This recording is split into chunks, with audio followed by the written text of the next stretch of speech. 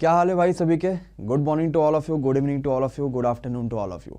सभी का बहुत बहुत स्वागत है एमडी क्लासेस की यूट्यूब चैनल पे। और जबरदस्त वीडियो हम यहाँ पे करने वाले हैं। सभी लोग पहले तो जल्दी लाइव आ जाओ भाई।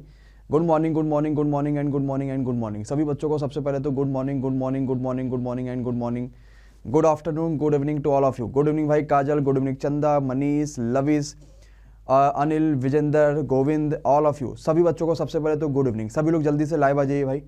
Good evening to all of you. Good evening भाई, good evening Baljeet, good evening Lavish, good evening all of you. Manish good evening, है ना। लविश ग्रुप में ऐड हो गए भाई, है ना। ऐड हो गए होगे, एक बार जरा जाके देख लेना कि ग्रुप में ऐड हो गए होगे आप। ठीक, चलो तो आज हम क्या करने वाले हैं। सबसे पहले तो ये चीज़ें आप लोग पढ़ लो जो लिखा हुआ है ना। और आज हम क्या करने वाले हैं, आज हम कुछ इंपॉर्टेंट चीज़ स्टार्ट करने वाले हैं। और आज हम करेंगे पूरी की पूरी ज्योमेट्री स्टार्ट। ऐसे बेहतरीन तरीके से, ऐसे बेहतरीन क्वेश्चंस करेंगे, ऐसा ज़बरदस्त तरीका पढ़ेंगे ज्योमेट्री का कि आपको वाकई मज़ा आ जाने वाला है। तो पहले ये चीज़ें पढ़ लो कि आप सभी को यार पता है कि रेलवे की परीक्षा हो, आप सभी को पता है। हाँ, रेलवे की परीक्षाएं हाल ही में स्टार्ट होने वाली हैं और इस परीक्षा में आपको सिलेक्शन लेना बहुत इंपॉर्टेंट है। परीक्षा में किस तरीके से सिलेक्शन लेना ये बात आपको पता है। और ये बात आपको जरूर पता होनी चाहिए कि आपको अगर मैथ्स में फुल मार्क्स लाने हैं तो आपके लिए सिर्फ और सिर्फ एक चैनल है जो कि है एमडी क्लासेस। क्योंकि जो आपको चीज़ें हैं वो यहीं पे मिलने वाली, जो इंपॉर्टेंट चीज़ें वो यहीं पे मिलने वाली कि क्या क्या चीज़ें हैं, कैसे कैसे चीज़ें, वो सबके सब कंप्लीट।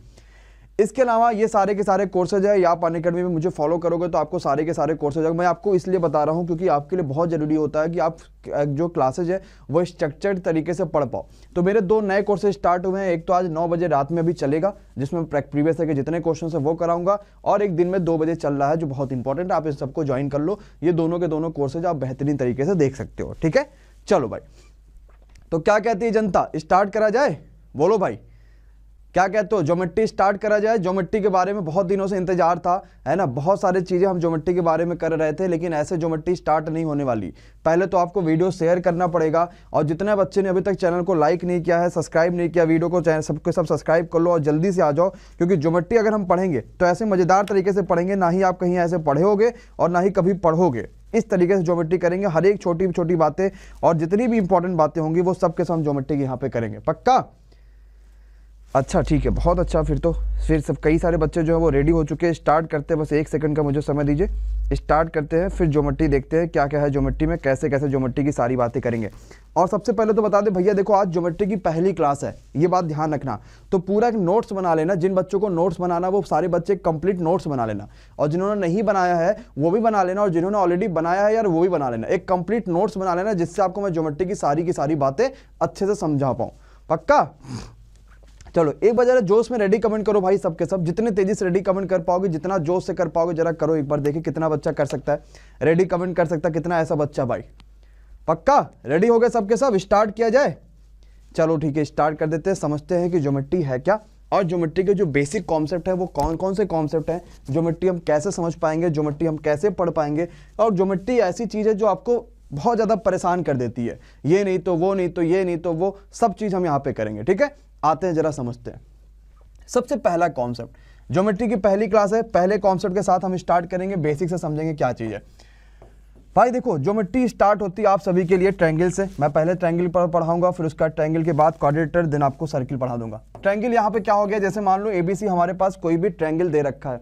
सबसे पहले और सबसे बेसिक बात क्या आती है ज्योमेट्री में कि angle A plus angle B plus angle C बराबर क्या होगा, 180 होगा। देखो अभी मैं खाली थ्योरी पढ़ा रहा हूं आपको, जितनी भी इंपॉर्टेंट थ्योरी है ना वो सब के सब मैं पढ़ा रहा हूं। एक टाइम ऐसा आएगा ना कि आप कहोगे सर जी ये चीज मुझे पता ही नहीं थी, अब मुझे ये याद हो गया है, इतना बढ़िया आपने समझा दिया। और ये बात आप बिल्कुल बोलोगे। ठीक, तो खाली साथ बने रहना, ध्यान से समझना, आराम से कर पाओगे। तो मैंने सबसे पहला कॉन्सेप्ट क्या पढ़ा कि अगर आपको A plus B plus C angle पूछा जाएगा तो किसी भी ट्रायंगल के तीनों एंगल का सम कितना होता है, 180 होता है। ये बात सभी को समझ में आ गई। ठीक है, अच्छा ठीक है। अब आते कि ये सर जी होता क्या था, तो मैं कहूँगा कोई खास आपको इससे मतलब नहीं रखना है, लेकिन याद रखना आपने बचपन की किताबों में एक सॉल्व करा होगा। क्या ये एंगल इसके एंगल का कहते थे बराबर है, ये कहते थे इसके एंगल के बराबर है, और साथ ही साथ फिर तीनों का सम 180 आ जाता। तो मुझे नहीं लगता किसी बच्चे को बताने की जरूरत पड़ेगी। बोलो क्या ये पहला कॉन्सेप्ट सभी को समझ में आ गया है? और अगर आ गया है और अगर आपने नोट कर लिया है तो सभी बच्चे जल्दी से नेक्स्ट कमेंट कर दो, फिर हम अगली बात यहाँ पे स्टार्ट करते हैं। पक्का?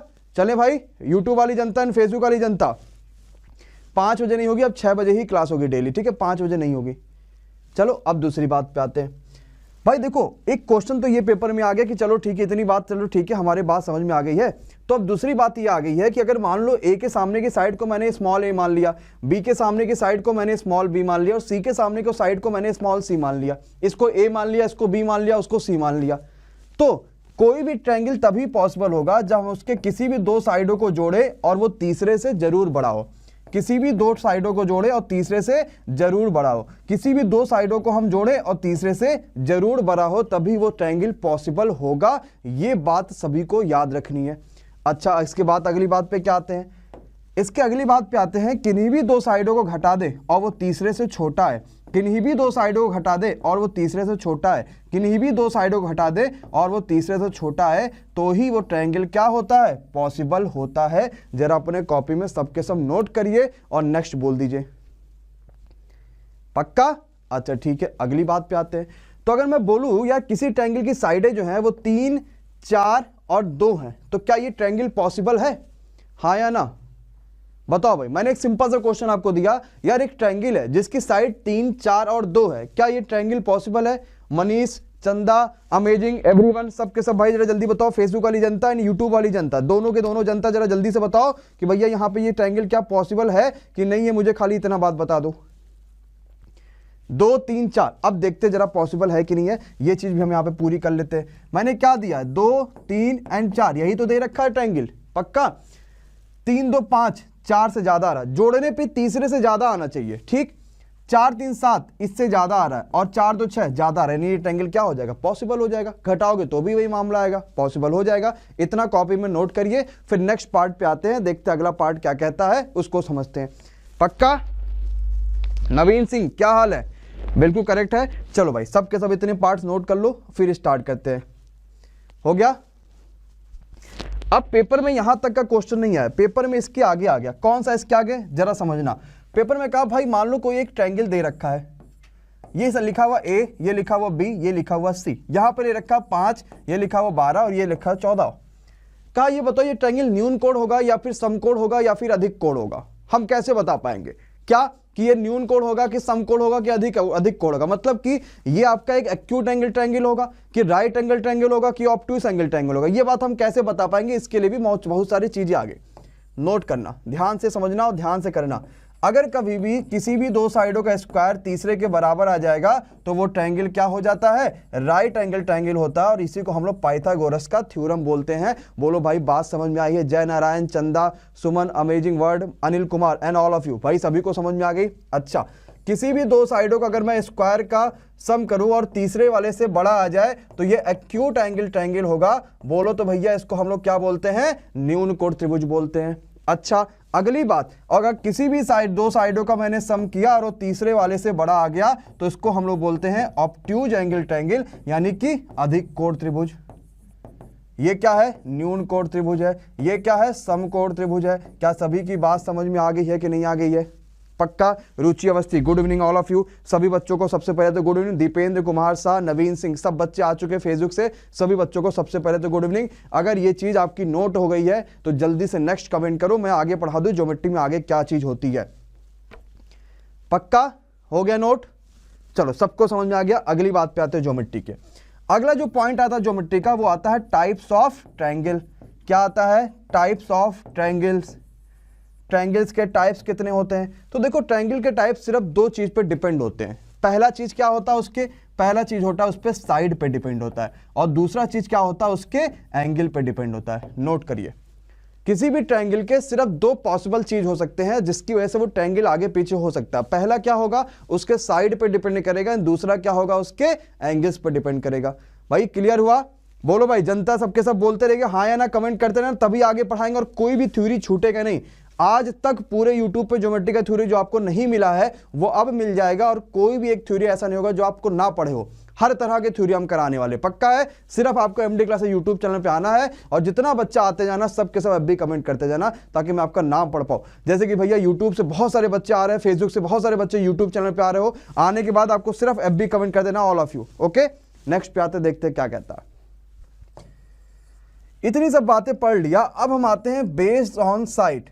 बेस्ड ऑन साइड कि ट्रायंगल के कितने प्रकार होते हैं? Types of triangles. बोले तो आप सभी के लिए बहुत सिंपल सी बात कि भुजाओं के आधार पे जो त्रिभुज होता है वो कितने प्रकार कर होते हैं, ये क्वेश्चन हम यहाँ पे देखने वाले। भाई देखो, भुजाओं के आधार पे आप सभी को पता है यार, सबसे पहला, सबसे दूसरा और सबसे तीसरा, ये तीन ही होते हैं भुजाओं के हिसाब से। देखो, या तो पहला काम होता है कि सभी भुजा बराबर हो, जिसको हम लोग क्या बोलते हैं, समबाहु त्रिभुज। या क्या होता है, भुजाएं अलग अलग हो, जिसको क्या बोलते हैं, दो भुजाएं बराबर हो तो समद्विबाहु। और भुजाएं अगर अलग होती है तो इसको हम लोग क्या बोलते हैं भाई, विषम बाहु त्रिभुज बोलते हैं। बोलो हाँ या ना, इतना बोलते हैं कि नहीं बोलते हैं। समबाहु को क्या बोलते हैं हम, इक्विलैटरल बोलते हैं, पक्का। विषम बाहु को क्या बोलते हैं भैया, आइसोसेलेस बोलते हैं, पक्का। और विषम बाहु को क्या बोलते हैं, स्केलन बोलते हैं। इतनी बात आप सभी को समझ में आ गई है, नोट कर लीजिए। रोहित का स्वागत है फेसबुक से, बहुत अच्छा भाई। जितना बच्चा फेसबुक से आ रहा है सब के सब एफबी पे कमेंट कर देंगे यहाँ पे, जब आप एमडी क्लासेस यूट्यूब चैनल पे आओगे। अगर आपको वाकई चीजें पढ़नी है, वाकई थ्योरी कंप्लीट करनी है, तो आपको जरूर आना पड़ेगा, पक्का। अच्छा ठीक है, इतनी बात हमने समझ ली कि बेस्ड ऑन साइड्स ट्रायंगल जो होते हैं वो तीन प्रकार के होते हैं, जिसमें किसी बच्चे को कोई परेशानी नहीं होने वाली। सब के सब सिंपल तरीके से जान जाओगे भाई क्या होता है। आशुतोष कुमार फेसबुक से आगे भाई, आशुतोष बहुत अच्छा स्वागत है। अगली बात पे आते हैं, समझना है पहली बात क्या कि भैया समबाहु मतलब क्या होता है, तीनों साइड बराबर हो जाना उसके। समद्विबाहु मतलब क्या होता है, उसकी दो साइडें बराबर हो जाना। और विषम बाहु मतलब क्या होता है, उसकी कोई साइडें बराबर ना होना, पक्का। चलो भैया सब के सब आ जाइए, इतनी बात तो चलो सबको क्लियर हो गई। ये हमने पढ़ लिया बेस्ड ऑन साइड। अगले पे आ जाओ भैया, अगला क्या है, बेस्ड ऑन एंगल्स। अगर एंगल के हिसाब से देखा जाए तो ट्रायंगल के कितने प्रकार होते हैं। सबसे पहला आ जाओ acute angle triangle. Acute angle triangle बोले तो न्यून कोण त्रिभुज होता है कि नहीं होता है।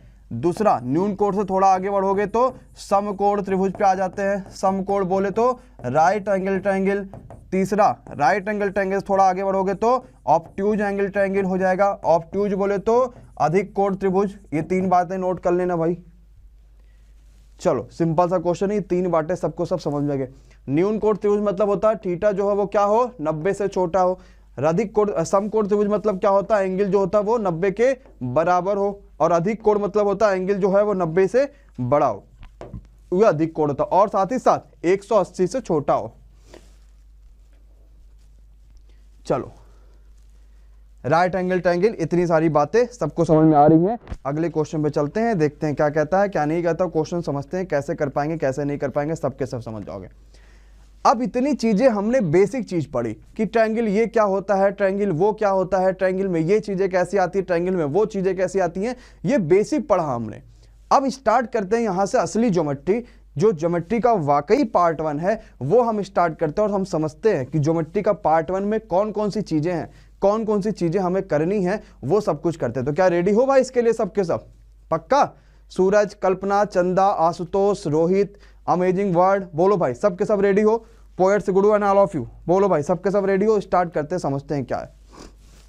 आओ भाई, सबसे पहली बात पे आते हैं हम यहाँ पे, कोण समद्विभाजक। बहुत इंपॉर्टेंट पॉइंट्स अब नोट करना, आपको हमेशा ये याद रहेगा और हमेशा आपके लिए ये वीडियो जो होगी आज जो बन रही वीडियो, ये सबसे महत्वपूर्ण वीडियो होगी, ठीक है। कोण समद्विभाजक यानी कि अगर मैं बोलूंगा तो मैं इसको कहूंगा एंगल बाइसेक्टर्स, ठीक। कोण समद्विभाजक, एंगल बाइसेक्टर। चलो रेडी सबके सब, ठीक है। चलो भाई लाइक करते रहना और चीजें समझते रहना, तभी असली मजा आएगा। फेसबुक वाली जनता एक बात का ध्यान रखना, वाकई अगर पढ़ना है तो आपको यूट्यूब पे आना पड़ेगा। और विकास पडवार ये आ गया भैया यूट्यूब पे, बहुत बढ़िया, बहुत अच्छा। सूरज कोई दिक्कत नहीं, आ गए हो फाइनली यूट्यूब पे तो कोई दिक्कत नहीं है, बस अब पढ़ाई स्टार्ट कर देना है। अच्छा कुछ दिन गैप रहेंगे बट हम आपको रिकॉर्डिंग प्रोवाइड कराएंगे वीडियोज की, ठीक है। तो आप उस रिकॉर्डिंग को, वही टाइम पे रहेगी वीडियोज की रिकॉर्डिंग, आप उस टाइम पे वीडियोज की रिकॉर्डिंग देखते रहिएगा, ठीक है। हम लोग कुछ, क्योंकि अब पूरा का पूरा स्टॉप जो है वो घर जाएगा दिवाली में, तो हम रिकॉर्डिंग्स करेंगे ज़्यादा आपको रिकॉर्डिंग्स प्रोवाइड करा देंगे, जिससे आपका टाइम वेस्ट ना हो, क्योंकि पेपर तो पास है तो रिकॉर्डिंग आपके लिए ज़्यादा बेहतर होगी फिर। चलो आते हैं, एंगल बाइसेक्टर मतलब क्या होता है, ध्यान से समझना, बहुत अच्छा समझाने वाले, बहुत बेहतरीन तरीके से। जैसे मान लो हमारे पास कोई यहाँ पे ABC एक ट्रायंगल दे रखा है, ये ABC को ट्रायंगल दे रखा है। अब हुआ क्या है ना कि मैंने जो ये एंगल है और जो ये एंगल है इसको बाइसेक्ट कर दिया। बाइसेक्ट मतलब समान तरीके से डिवाइड कर दिया। तो यार अगर आप इस एंगल को डिवाइड करोगे तो क्या ये एंगल ऐसे बढ़ के आगे आएगी, बोलो हाँ या ना। इस एंगल को डिवाइड करोगे तो क्या ये एंगल ऐसे बढ़ के आगे आएगी, बोलो हाँ या ना। और इस एंगल को डिवाइड करोगे तो क्या ये एंगल ऐसे बढ़ के बाहर आएगी, बिल्कुल आएगी। और जब हम एंगल को डिवाइड करेंगे तो ये एंगल फिर इस एंगल के बराबर हो जाएगा, क्योंकि हमने पूरे एंगल को आधा आधा काट दिया है ना, ये हमने काट दिया और ये हमने काट दिया। ये किसी ना किसी एक मीटिंग पॉइंट पे तो मिलेंगे ना। कोई बच्चा बता सकता है ये कौन सा मीटिंग पॉइंट होगा, बोलो भाई, विकास, सूरज एंड ऑल ऑफ यू, कोई बच्चा बता सकता है? बहुत अच्छा, यूट्यूब वाली, फेसबुक वाली सब जनता, कोई बच्चा बता सकता है जो एंगल बाइसेक्टर का मीटिंग पॉइंट होता है, जो मिलान बिंदु होता है कोण समद्विभाजक का, वो क्या कहलाता है? याद रखिएगा, ये कहलाता है आपका अंतः केंद्र। अंतः केंद्र बोले तो इन सेंटर, और इन सेंटर बोले तो स्मॉल आई। क्लियर? ये क्या कहलाता है? इन सेंटर यानी अंतः केंद्र यानी स्मॉल आई कहलाता है। अच्छा, अगर ये अंतः केंद्र है तो ध्यान से जरा देखना कि भैया ये तो अंतः केंद्र है, मतलब ये त्रिभुज एक वृत्त बनेगा, और वृत्त अगर बनेगा तो क्या इस तरीके से ये कंप्लीट एक वृत्त बनेगा कि नहीं बनेगा? जरा ये बात बता दो भाई, क्योंकि अंतः केंद्र है तो पूरा एक कंप्लीट वृत्त बनेगा इसके अंदर। अच्छा ठीक है, और अगर ये वृत्त बनेगा तो वृत्त की कोई ना कोई रेडियस होगी स्मॉल आर, वृत्त की कोई ना कोई रेडियस होगी स्मॉल आर, और वृत्त की कोई ना कोई रेडियस होगी स्मॉल आर, बिल्कुल होगी।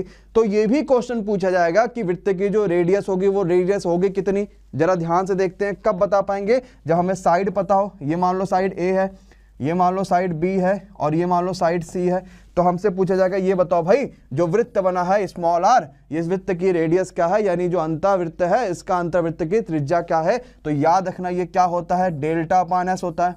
बहुत इंपॉर्टेंट है। डेल्टा क्या होता है? एरिया होता है किसका?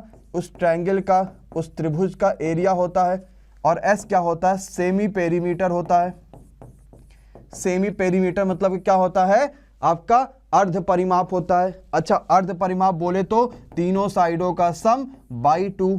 आपने पढ़ा होगा एस की value S equal to A plus B plus C by 2। ये याद रखना, ये इंपॉर्टेंट है और ये बहुत ज्यादा पेपर्स में पूछा जाता है। तो अभी तक जो चीज हम रटते थे कि अंतः केंद्र ऐसा वैसा कैसा, अब हम क्लियरली समझ पा रहे हैं कि वाकई ये क्वेश्चन ऐसे पूछे जाते हैं। अभी इसमें बहुत सारी चीजें हैं, अभी तो सिर्फ एक चीज हमने स्टार्ट करी है। इतनी सारी चीजें इस पे समझने के लिए, इतनी सारी चीजें इस पे पढ़ने के लिए कि आपको वाकई का असली मजा आ जाएगा और आप कहोगे सर जी बस अब मजा आ गया, मोक्ष की हो गई प्राप्ति। बोलो भाई, क्या इतनी बात सभी को समझ में आ गई है? एंगल बाइसेक्टर क्या होता है, एंगल बाइसेक्टर से पेपर में क्वेश्चन कैसे आएंगे? क्लियर? ये तो एक पॉइंट हुआ एंगल बाइसेक्टर का। जरा दूसरी बात आते हैं एंगल बाइसेक्टर क्या होता है और एंगल बाइसेक्टर के दूसरी चीज हम क्या करते हैं। मान लो मैंने यहाँ पे कोई एक ट्रायंगल बना रखा है, आपने कहा ठीक है सर, ये ए हो गया, ये बी हो गया, ये सी हो गया। ये बताओ अगर ये आई है तो क्या ये एंगल बाइसेक्टर होगा कि नहीं होगा? अब पेपर में क्या एंगल पूछा गया? उसने कहा पेपर में कि भैया आई जो है ना वो आपका कोण समद्विभाजक है, सॉरी आई जो है वो आपका क्या है? अंतः केंद्र है। आई इज इन सेंटर, यानी जो आई है वो आपका अंतः केंद्र है। क्या है? अंतः केंद्र। हमने कहा चलो भाई यहां तक तो बात चलो बिल्कुल सही थी, हमने मान लिया अंतः केंद्र। जब मामला गड़बड़ाया तो उसने ये कहा कि अगर मान लो हमारे पास angle A is equal to दे रखा है 75 मान लो, या फिर मान लो 70 ही दे रखा है ना, 75 नहीं 70 ही दे रखा है। हमसे कहा एंगल ये बताओ बी आई सी बराबर कितना होगा? ये पेपर में एसएससी में आ चुका है और रेलवे में आ चुका है, जरा जल्दी से बताओ। सिंपल क्वेश्चन है। ये आई जो है वो अंतः केंद्र है, एक अंतः केंद्र मतलब कि एक इन सेंटर है, और हमसे कहता है एंगल ए बराबर 70 है, तो एंगल बी आई सी बराबर कितना आएगा? जरा जल्दी से बताओ भाई सबके सब। चलो भाई बहुत बढ़िया, जितना बच्चा भी फेसबुक पे देख रहा सबके सब आ जाइए, यूट्यूब चैनल पे सीधे आ जाइए, जिससे आपको हर वीडियो यहाँ पे मिलता रहे। मतलब अगर मैं बोलूँ सीधे कि भैया ये हमारे पास 70 दे रखा है और हमसे पूछता है एंगल बी आई सी कितना आएगा। चलो कई सारे बच्चों का आंसर आ गए। अच्छा 140 कितने बच्चों का आंसर आ रहा है? मैंने क्या किया, बी आई सी अगर यहाँ पे अंतः केंद्र दे रखा है तो इसको आप ऐसे मिलाओगे, सीधी सी बात है। तो यहाँ पे जो आंसर है वो 140 कितने बच्चों का आ रहा है? अगर वो ऊपर 70 है तो नीचे 140 होगा। कितने बच्चे ये बात कह रहे हैं? बोलो भाई।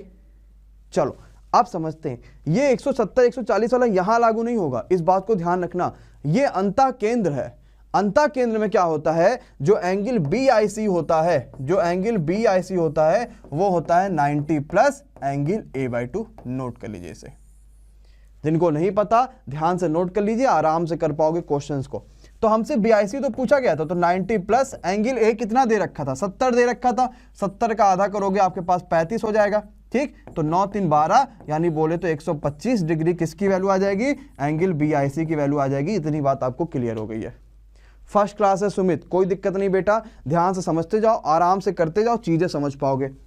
बोलो भाई, क्या समझ में आया सबको? कभी भी अगर अंतः केंद्र के बारे में बात करेगा तो एंगल BIC जो होगा वो 90 प्लस A/2 हो जाएगा। आई थिंक इतनी बात सभी को क्लियर समझ में आ गई है। तो भैया ये कितना बनेगा, ये बनेगा आपका 90 प्लस एंगल A/2, ये आपका बनेगा। ठीक, अब होता क्या है, जैसे आप सभी को भाई ये बात तो अच्छे से पता है कि जब घर में अपने रहते हो तो हर आदमी शेर रहता है ना। जैसे अपने घर में अगर आप एग्जाम्पल लोगे पिताजी लोगों का, तो वही हाल है कि होता क्या है कि चलो ठीक है, या फिर हम ही मान लो घर में हम बहुत शेर बने हुए, भाई बहन के साथ बहुत ज़्यादा लड़ाई कर रहे हैं, लेकिन हम जैसे बाहर निकलते हैं तो चीज़ें हमारे अंदर सब निगेटिव हो जाता है। 4 आदमी के सामने फिर हम खड़े नहीं हो पाते, ये नहीं कर पाते, वो नहीं कर पाते। तो वही हाल यहाँ भी है। अगर हम अंदर हैं, हम ट्रायंगल जो है, इस ट्रायंगल का अगर अंदर वाले कोण का आधा कर रहे हैं तो ये 90 प्लस A/2 होगा, लेकिन जैसे हम बाहर निकले ये 90 माइनस A/2 हो जाएगा। और ये चीज़ आप ऐसे ले आओगे और ये चीज़ ऐसे ले गए, हमने क्या किया, ये जो बाहर एंगल बनना है ना इसका आधा कर दिया, ये जो बाहर एंगल बनना है ना इसका आधा कर दिया, और ये आधा करोगे तो ये भी तो कहीं ना कहीं मिलेंगे ही, और ये जहाँ मिलेंगे वहाँ पे क्या होगा, 90 माइनस A/2। क्यों? क्योंकि घर के बाहर हालत खराब, तो 90 माइनस A/2 नोट करिए, देन आगे बढ़ते हैं। समझ में आ रहा सभी को? पक्का है? अभी हमने सिर्फ एक टॉपिक पढ़ा है, मैं आपको बहुत सारी वीडियोस दूंगा, बहुत सारी रिकॉर्डिंग। देखो जो भी रिकॉर्डिंग वीडियोज आएंगी वो 6 बजे ही आएंगी, तो आप 6 बजे रेडी रहना, वो वीडियो प्रीमियर पे ही देख लेना, चाहे वैसे भी देख लेना। ठीक, चलो बहुत बढ़िया, बहुत जबरदस्त, बहुत तगड़ा। चलो आते एक बार और समझते हैं क्या मैंने कहा, उस चीज को थोड़ा गहन अध्ययन के साथ समझते हैं। मैंने ये कहा गाइज कि मान लो अगर हमारे पास कोई भी यहाँ पे एक ट्रायंगल दे रखा जो कि ABC है। मैंने आपसे सिंपल से कहा कि अगर ये हमारे पास दे रखा 80, तो ये बताओ ये कितना बनेगा, ये I है, एंगल BIC कितना बनेगा, इसको थोड़ा आगे बढ़ाओ, ये साइड जो कटेगी, ये साइड जो कटेगी, ये एंगल आएगा BOC। तो दोनों बताओ, एंगल BIC इक्वल टू कितना और एंगल BOC इक्वल टू कितना, दोनों बताओ।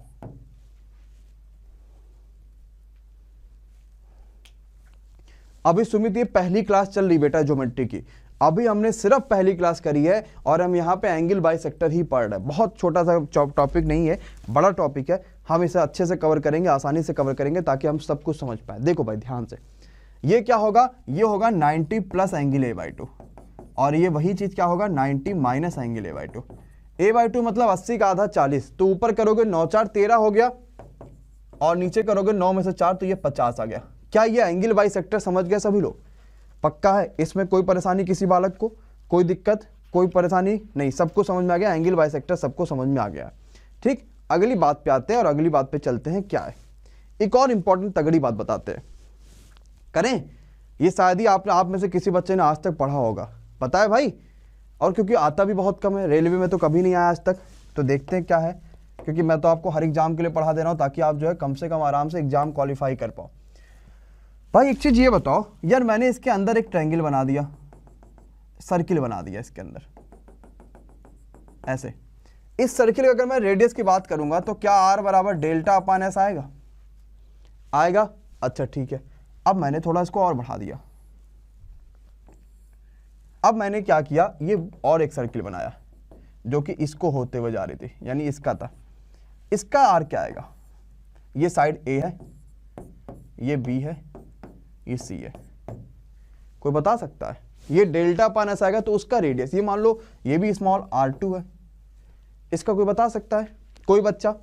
अगर अब समझ में आ गया तो लाइक कर देना, अगर समझ में आ गया तो लाइक कर दो। बिल्कुल गजब, बिल्कुल गजब। तो R अपान डेल्टा अपान S माइनस जिस साइड से टच है, जैसे A से टच है तो A साइड का ये यहां पे माइनस कर दोगे, ये आपका आ जाएगा। ठीक, नोट कर लीजिए। चलो बहुत बढ़िया, बहुत जबरदस्त, आसानी से कर पा रहे हो सबके सब, अच्छा लग रहा है। ठीक, चले आगे। इतना हो गया नोट, लाइक कर दो अब तो सबके सब, है ना? अब लाइक कर दो भाई, जितना बच्चा सबके सब लाइक कर दो। उसके बाद फिर हम आगे बढ़ते हैं, आगे देखते हैं आगे क्या है, आगे कैसे कर पाएंगे, चीजें समझते हैं। चलो भाई लाइक करो सबके सब जल्दी से। ठीक है, स्टार्ट करें, आ जाओ आगे। अब हेडिंग डाल लो मीडियन। मीडियन बोले तो माध्य, माध्यिका। देखो भाई, जैसे हमने इन सेंटर में क्या पढ़ा था, हमने एंगल्स को आधा किया था। अब एंगल्स को आधा करते हो, ध्यान से समझना, हमने क्या किया था इन सेंटर में, एंगल्स को आधा किया था। इस एंगल को आधा किया, इस एंगल को आधा किया, इस एंगल को आधा किया। अब यार अगर हमने एंगल्स आधा किया है, हम ये बात नहीं कह सकते कि ये साइड भी आधा डिवाइड हो रही है कि नहीं डिवाइड हो रही है। हमारा काम तो सिर्फ एंगल्स का आधा करना था, हमने सिर्फ एंगल्स का आधा किया। हमें नहीं पता कि ये साइड आपस में डिवाइड हो रही कि नहीं हो रही है। हमने सिर्फ एंगल्स का आधा किया, हमें नहीं पता कि ये साइड आपस में डिवाइड हो रही कि नहीं हो रही है। हमें उससे मतलब ही नहीं है, हमें सीधे मतलब है कि क्वेश्चन सॉल्व होना चाहिए। उसने अगर एंगल बाइसेक्टर का है तो यहाँ पे एंगल ही होना चाहिए, बाकी और कुछ चीज नहीं होना चाहिए। सीधी सादी बात है, क्लियर। अब इस क्वेश्चन के थ्रू थोड़ी सी बात आगे समझते हैं। ये यहाँ पे मीडियन इसने कहा है। मीडियन बोले तो गाइज क्या होता है, जैसे मान लो ये लिखा हुआ ए, ये लिखा हुआ बी, ये लिखा हुआ सी। मीडियन मतलब होता माध्यिका, जो माध्य से काट दे, जो मध्य से काट दे वो माध्यिका हो जाती है। ए से हमने एक ऐसी लाइन खींची ना, इसको जो मध्य से काट दे।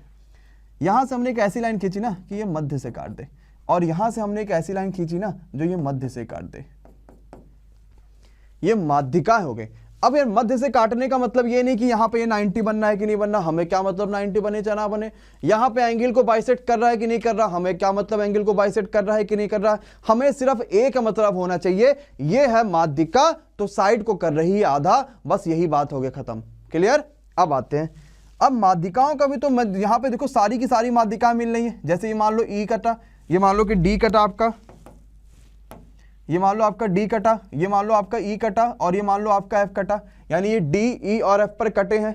तो माध्यिकाओं का जो मध्य बिंदु होता है वो क्या कहलाता है, कौन बताएगा। जो माध्यिकाओं का, जो मीडियंस का मीटिंग पॉइंट होता है वो क्या कहलाता है। जो माध्यिकाओं का मध्य बिंदु होता है, जो मीडियंस का, प्रिया बताओ भाई बेटा, सबके सब बताइए क्या होगा। जो मीडियंस का मीटिंग पॉइंट होता है वो क्या कहलाता है, बिल्कुल करेक्ट, वो कहलाता है जी, बोले तो सेंट्रॉइड और बोले तो केंद्रक।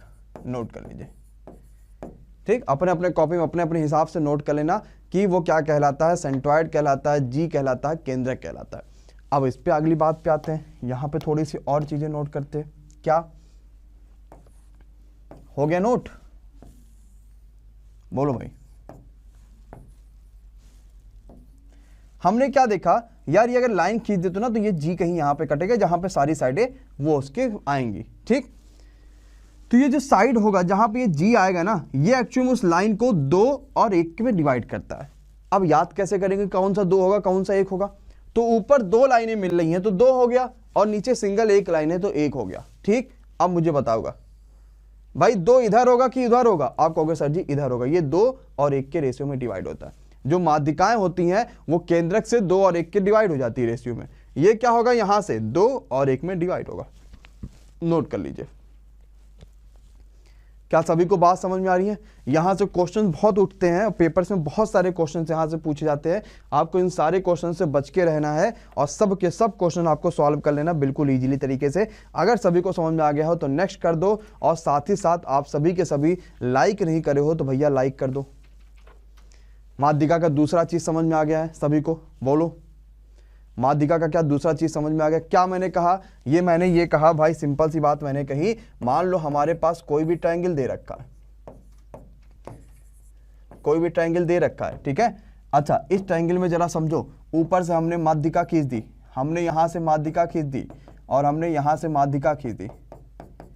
अब ये माध्यिका खींचने के बाद ये जी हो गया, और जी जो होता है, जो सेंट्रॉइड होता है, वो माध्यिकाओं को 2 और 1 के रेशियो में डिवाइड करता है। माध्यिकाओं को 2 और 1 के रेशियो में डिवाइड करता है, माध्यिकाओं को 2 और 1 के रेशियो में डिवाइड करता है। क्लियर बात है, ठीक। पूजा का स्वागत है भाई।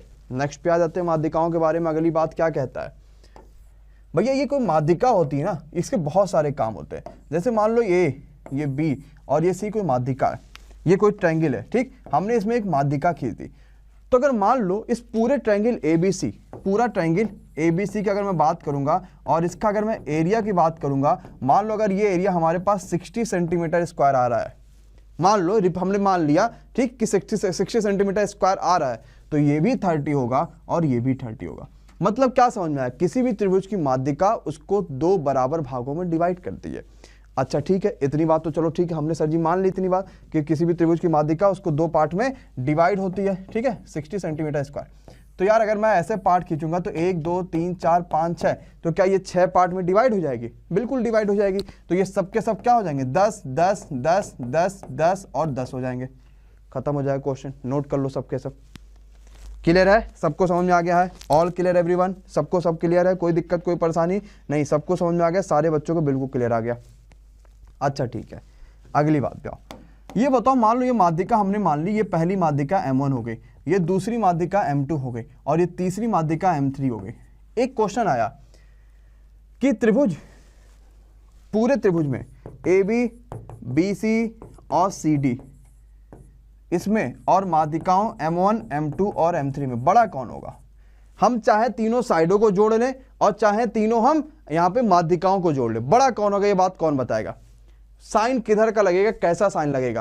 पहले ऐसा लगेगा या ऐसा लगेगा या इक्वल लगेगा?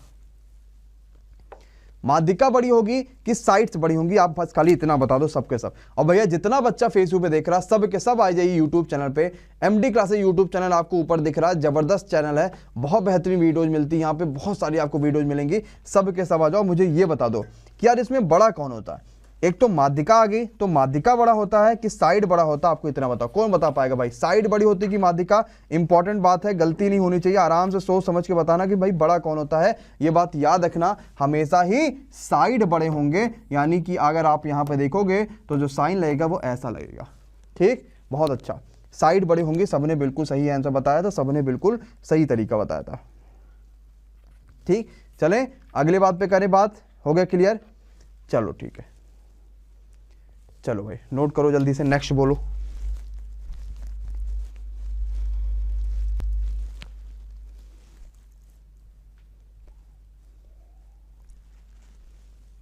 चलो आ जाओ, माध्यिका पे थोड़ी सी और बात कर लेते हैं।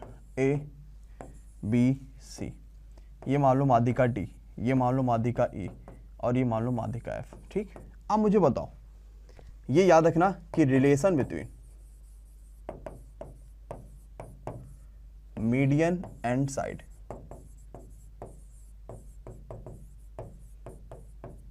ठीक, मीडियन और साइड के बीच का रिलेशन क्या होता है? तो मीडियन, जैसे मैंने साइड ले लिया AB CD और AB BC plus CA square is equal to, मैंने साइड ले लिया, ठीक, मीडियन ले लिया AD BE और CF। बताओ भाई क्या होगा? स्क्वायर। बताओ भाई क्या होगा? That's clear? बिल्कुल कर भाई, 50 लाइक होने वाले, सबके सब लाइक कर दो। फेसबुक वाली जनता के कमेंट में पढ़ रहा हूं, सबके सब लाइक कर दो। यहाँ पे होगा 3 का मल्टीप्लाई, तो उसी टाइम यहाँ पे होगा 4 का मल्टीप्लाई, तब बराबर होंगे। ठीक, नोट कर लीजिए। और फेसबुक वाले जितना बच्चा आ चुका है फेसबुक से यूट्यूब चैनल पर, वह अब भी कमेंट कर देगा अगर मैंने उसका नाम अभी तक ना लिया हो तो, है ना, ताकि मैं आपके नाम यहाँ पे ले पाऊँ और मैं ये समझ पाऊँ कि कितना बच्चा जो है वो फेसबुक से यहाँ पे आ चुके हैं और कितने बच्चे यहाँ पे चीज़ें कर रहे हैं। चलो बहुत बढ़िया, सबके सब बात बिल्कुल क्लियर भाई, सबको सब समझ में आ गई सब चीज़। चलो अगली बात पे आते हैं। तो भैया जितेंद्र चौहान फेसबुक से आ चुके हैं, है ना, तो आपको रिकॉर्डिंग भी शाम को 6 बजे मिल जाएगी, है ना। मेरा काम है कि सिलेबस को कंप्लीट कराना और मैक्सिमम सिलेबस आपके लिए अब लगभग खत्म हो चुका है मैथ्स का, तो उसके लिए आप बिल्कुल सत्येंद्र कुमार तिवारी भी आ चुके हैं, बहुत ज़्यादा परेशान मत होइएगा, ठीक है। अनिकेश भी आ चुके हैं, ठीक। लास्ट टॉपिक पढ़ते हैं।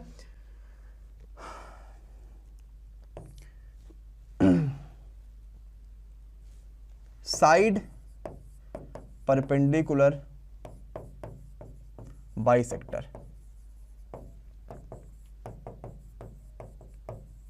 अच्छा, कितने बच्चों ने आप में दिल्ली पुलिस का फॉर्म भरा हुआ, दिल्ली पुलिस कांस्टेबल का फॉर्म भरा हुआ है? रिकॉर्डिंग शाम को 6 बजे आपको इसी यूट्यूब चैनल पे मिल जाएगी, ठीक है। रिकॉर्डिंग शाम को 6 बजे आपको इसी यूट्यूब चैनल पे मिल जाएगी। दिल्ली पुलिस कांस्टेबल का फॉर्म भरा, जरा मी कमेंट करो, क्योंकि देखो पेपर आपके लिए होने वाले दिल्ली पुलिस कांस्टेबल के इसी नवंबर के लास्ट में होने वाला है। तो हमने कुछ प्रैक्टिस सेट बनवाई है पिछले कुछ ईयर्स को देखते हुए, वो प्रैक्टिस सेट का आपको सुबह सुबह वीडियोज मिलेंगी। तो दिल्ली पुलिस का जो बैच है वो आपके लिए सुबह मिलेगा। अगर आपने नहीं भरा है तो आप अपने उस दोस्त को बता देना जिसने फॉर्म भरा होगा, और ये बहुत ट्रस्टेड बैच है और समझ लो कि आईएसओ द्वारा सर्टिफाइड, एक हिसाब से मान लो कि सर्टिफाइड बैच है, बहुत सारे बच्चे हैं। और इस प्रैक्टिस बैच में हम कोई फीस नहीं ले रहा आपसे, बिल्कुल फ्री आपके लिए प्रैक्टिस बैच है। दिल्ली पुलिस की बहुत इंपॉर्टेंट प्रैक्टिस बैच है। हाँ, कुछ क्लासेस की टाइमिंग चेंज हुई है जो मंडे से चलेंगी, मंडे से कुछ क्लासेस की टाइमिंग आपको आगे पीछे देखने को मिलेंगी, वो आपको मंडे से कह रहे हैं, वेडनेसडे से टाइमिंग चलेगी। हम रेलवे के सारे शिफ्ट को, मैं बता ही देता हूँ आपको टाइमिंग क्या क्या है एक्चुअली में। हम रेलवे के सारे शिफ्ट को एक जगह ला रहे हैं और दिल्ली पुलिस और यूपी पुलिस एसआई का जो पूरा एक से एक जगह कर रहे हैं। अब रेलवे में याद रखना कि 4 बजे आपको रीजनिंग मिलती थी, आप कहोगे सर जी बिल्कुल मिलती थी, वो भी मिलेगी। 5 बजे रेलवे में आपको क्या होगा, पल्लवी मैम का जो है बायो मिलेगा, है ना, आपको मिल ही रहा है वो पल्लवी मैम का बायो की क्लासेज, वो उसमें आगे कंटिन्यू हो जाएगा 5 बजे। ये वेडनेसडे से होगा, ठीक है। अच्छा, 6 बजे आप सभी को मेरी मैथ्स मिलती थी, वो बिल्कुल मिलेगी, कोई दिक्कत नहीं, इस मैथ्स में आगे कंटिन्यू मैथ्स चलती रहेगी। अब आपके लिए 7 बजे अंकित सर आने लगेंगे, जो आपके लिए क्या कराएंगे, जो जीके बच्चे वो पोर्शन से वो कंप्लीट करा देंगे। ये आपका वेडनेसडे से कंटिन्यू चलेगा, ठीक है। तो ये हमारे पास 4, 5, 6, 7 ये लगातार रेलवे का बैच हो गया। अगर हम आते हैं, अगर यहाँ पे यूपीएसआई की या फिर दिल्ली पुलिस की बैच बात करेंगे तो सुबह 9 बजे से ये स्टार्ट होगा, जिसमें मैं मैथ्स लूंगा आप सभी के लिए। देन उसके बाद 10 बजे आपके लिए जाएगा, जिसमें जो है एक मैम आएंगी जो आपके लिए हिंदी का बैच लेंगे। देन आपके लिए 11 बजे जो ये बैच जाएगा, इसमें अंकित सर आपके लिए आएंगे और वो आपको जीके और आप बाकी चीज़ें वो कराएंगे। देन 12 बजे आपके लिए बैच जो आएगा वो पल्लवी मैम जो ले रही थी वो बैच लेंगी, बट वो यूपी पुलिस और दिल्ली पुलिस के लिए इंपॉर्टेंट होगा, ये आपके लिए चीज़ें चलेंगी, ठीक। मतलब आपके लिए इस चैनल पे सुबह 4 घंटे लगातार क्लासेस और शाम को 4 घंटे लगातार क्लासेस, जिसमें इस वाले से आपकी रेलवे और एसएससी सीएचएसएल तक की तैयारी जो है कंप्लीट हो जाएगी। और इस बैच से आप किसी भी पुलिस एग्जाम की तैयारी कर रहे हो, खास करके हम स्टेट वाइज चीज़ों को ज़्यादा वो करेंगे, वो चीज़ें हम वहाँ पे कंप्लीट वो बताएंगे। जैसे मानो हमने स्टेट उठा दिया कि दिल्ली पुलिस उठा दिया, राजस्थान पुलिस उठा ली, ये कर लिया वो कर लिया, कंप्लीट करेंगे। इसमें टाइमिंग किसी की चेंज नहीं हुई है, लगभग जैसे मैं 6 बजे मैथ्स लेकर आता था, बिल्कुल मैं मैथ्स अभी भी लेकर आऊँगा, रेलवे के लिए चल रहा है वो चलेगा। 4 बजे रीजनिंग सर लेकर आते थे, वो अभी भी लेकर आएंगे, रेलवे के लिए चल रहा है वो कंप्लीट चलेगा। 12 बजे पल्लवी में लेकर आते जीके जीएस, वो अभी भी 12 बजे ही लेकर आएंगे। बस इसमें एक प्रॉब्लम यह है कि वो यूपी स्पेशल होगा, यूपी के लिए ज़्यादा इंपॉर्टेंट होगा, वो आप देख सकते हो, अगर आप यूपी के हो और नहीं हो तो भी इंपॉर्टेंट चीज़ें उसमें पढ़ेंगे। 10 अंकित सर का टाइमिंग जो है वो चेंज हो गया, 11 बजे और शाम को 7 बजे हो चुका है, जिससे जो है चीज़ें आराम से कवर हो पाए। क्लियर है गाइज? चलो अपने टॉपिक पे आते हैं, अपने टॉपिक की चीज़ें करते हैं। हमने क्या करा, साइड परपेंडिकुलर बाइसेक्टर। एक बार पहले तो इसका सबके सब स्क्रीनशॉट ले लो ताकि आपको याद रहे, है ना, पहले सबके सब। और आपके लिए पता है ये चीज क्या होंगी, ये बिल्कुल फ्री होंगी, मतलब कोई किसी से पैसा नहीं ले रहा है, आपको फ्री में ये सारी क्लासेस देखने को मिलेंगी, बिल्कुल फ्री क्लासेस होंगी, ठीक है, कोई पैसा आपके लिए नहीं है। अच्छा, एक और चीज बता दे, क्योंकि आप में से मैक्सिमम बच्चा अनअकैडमी को ज्वाइन करना चाहता, बट दिक्कत फंसती कि पैसे नहीं है, ये नहीं है, वो नहीं है, बहुत सारी प्रॉब्लम्स है। दिवाली ऑफर हम लोग लेकर आ रहे हैं अनअकैडमी प्लस के सब्सक्रिप्शन के लिए। जिन बच्चों को पैसे नहीं है या समझ में नहीं आ रहा या जो भी प्रॉब्लम है, किसी भी तरीके कोई भी दिक्कत है, तो आप इस नंबर पर संपर्क कर लेना, 630 752। व्हाट्सएप कर देना अगर कोई फ़ोन नहीं उठता, या मैसेज डाल देना, क्योंकि बहुत सारे फ़ोन आते हैं, 3626, है ना, इस पे आपको व्हाट्सएप कर देना है। और व्हाट्सएप करने के साथ आपको यहाँ पे जो जानकारी है वो मिल जाएंगी, ताकि आपको जो पैसों की दिक्कत है, कोई दिक्कत है, यहाँ सब चीज़ें दूर हो जाएंगी और आपको वहाँ पे टॉप क्वालिटी के जो एजुकेटर्स है वो अपने आप मिलने लगेंगे। पक्का? चलो आते हैं, क्या है ये टॉपिक, जरा ध्यान से देखते हैं। Side perpendicular bisector. बोले तो साइड परपेंडिकुलर बाइसेक्टर मतलब होता है भुजा लंब समद्विभाजक। अब ये है क्या भुजा लंब समद्विभाजक, समझते जरा इस बात को, है ना, ये चीजें क्या है भुजा लंब समद्विभाजक। जैसे मान लो मैंने यहाँ पे कोई एक ट्रायंगल बना दिया, ये ABC, ये A, ये B और ये C। हुआ क्या इस ABC ट्रायंगल में कि हमने भुजा को लंब काटा, भुजा पर लंब डाला, और ऐसा लंब डाला ना कि ये भुजा को बराबर भागों में डिवाइड कर रहा है। हमने भुजा पे डाला लंब और ऐसा लंब डाला ना, ये भुजा को बराबर डिवाइड भी कर रहा है। हमने भुजा पे एक ऐसा लंब डाला और ऐसा डाला कि ये भुजा पे डिवाइड भी करता है, ये साइड इसके बराबर, ये साइड इसके बराबर और ये साइड इसके बराबर हो गया। क्लियर? तो जो भुजा लंब समद्विभाजक है ये कहलाता है आप सभी के लिए सरकम सेंटर। अच्छा, सरकम सेंटर मतलब क्या होता है, बही केंद्र।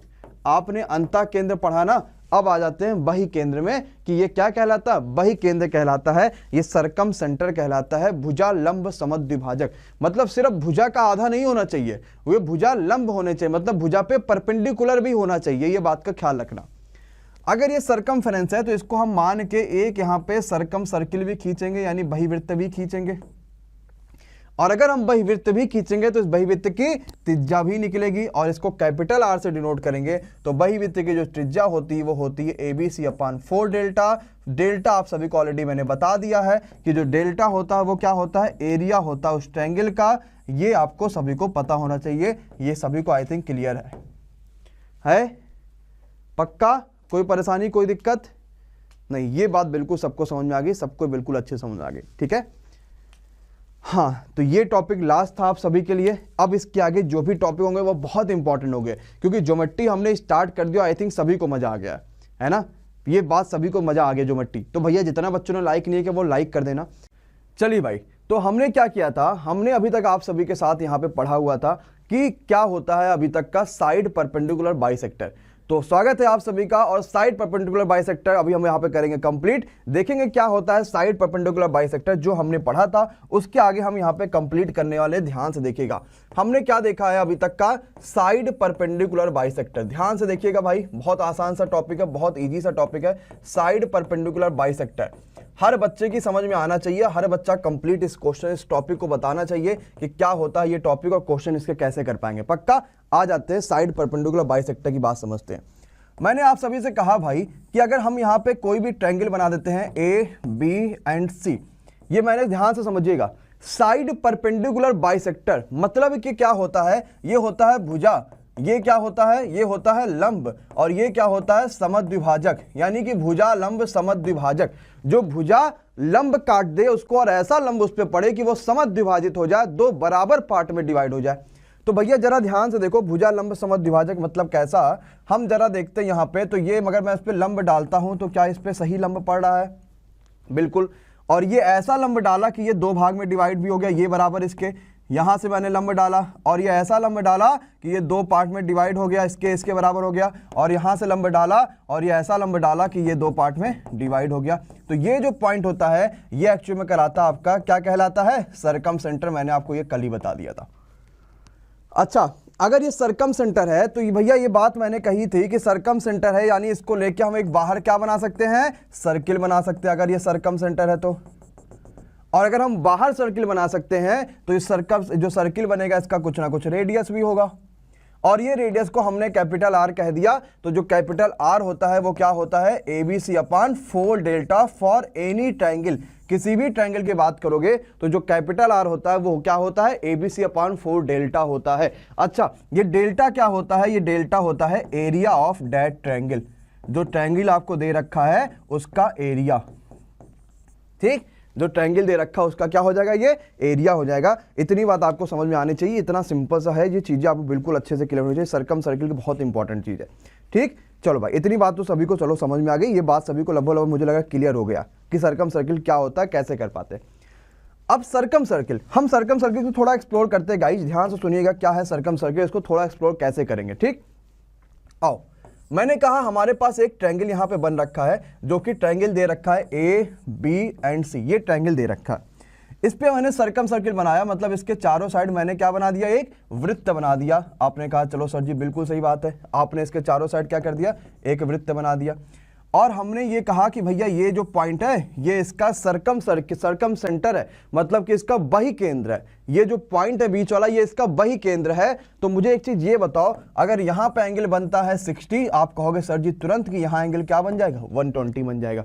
क्यों? क्योंकि ये सर्किल का भी रूल है। अगर किसी भी सर्किल के अंदर हम क्या करें, एक ही देखा जाए तो सेगमेंट से बना परिधि पर कोण और बना केंद्र पर कोण का जो होता है वो केंद्र वाला 2 गुना होता है, केंद्र वाला डबल कोण होता है। तो ये बात समझ में आ गया है कि एंगल अगर हम यहाँ पे अगर देखा जाए तो अगर मैं इसको O लिख देता हूं तो एंगल BOC जो होगा वो डबल होगा किसके, एंगल BAC के। ये सबसे पहली और सबसे बड़ी प्रॉपर्टीज आप सभी को पता होना चाहिए गाइज।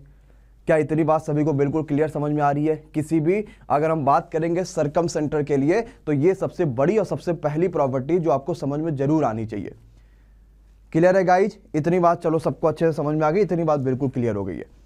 अब हम आते हैं राइट एंगल ट्रायंगल के ऊपर। बहुत अच्छा टॉपिक है। अब समझना कि राइट एंगल ट्रायंगल में क्या होता है। राइट एंगल ट्रायंगल,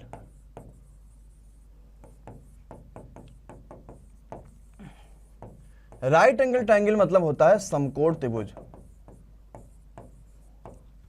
आओ, हम समकोण त्रिभुज क्यों टॉपिक पढ़ रहे हैं? क्योंकि जो हमने अभी पढ़ा है ना, इन सेंटर पढ़ा है, चाहे हमने यहाँ पे सर्कम सेंटर पढ़ा है, ये समकोण त्रिभुज में थोड़े अलग तरीके से होते हैं। कैसे अलग तरीके से होते हैं, ध्यान से समझिएगा।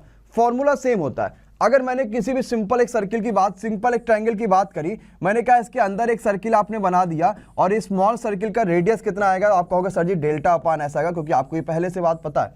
मैंने कहा भाई अगर इसके मैंने एक बाहर सर्किल बना दिया और इस बाहर वाले सर्किल का आप सभी बताओ जल्दी से रेडियस कितना आएगा, तो आप कहोगे सर जी ABC अपान 4 डेल्टा आएगा। मैंने कहा चलो भाई बिल्कुल बात ये सही है, आप डेल्टा अपान एस भी जान जाओगे और आप ABC अपान 4 डेल्टा भी जान जाओगे। और ये हर तरह के ट्रायंगल के लिए काम करता है। वो ट्रायंगल चाहे समकोण हो, वो ट्रायंगल चाहे न्यून कोण हो, और वो ट्रायंगल चाहे अधिक कोण हो, किसी भी तरीके का ट्रायंगल हो, ये हर तरह के ट्रायंगल के लिए काम करेगा। लेकिन जो सबसे इंपॉर्टेंट बात होती है वो ये होती है कि अगर यही चीज राइट एंगल ट्रायंगल हो जाता है तो चीजें थोड़ी सी आसान हो जाती हैं।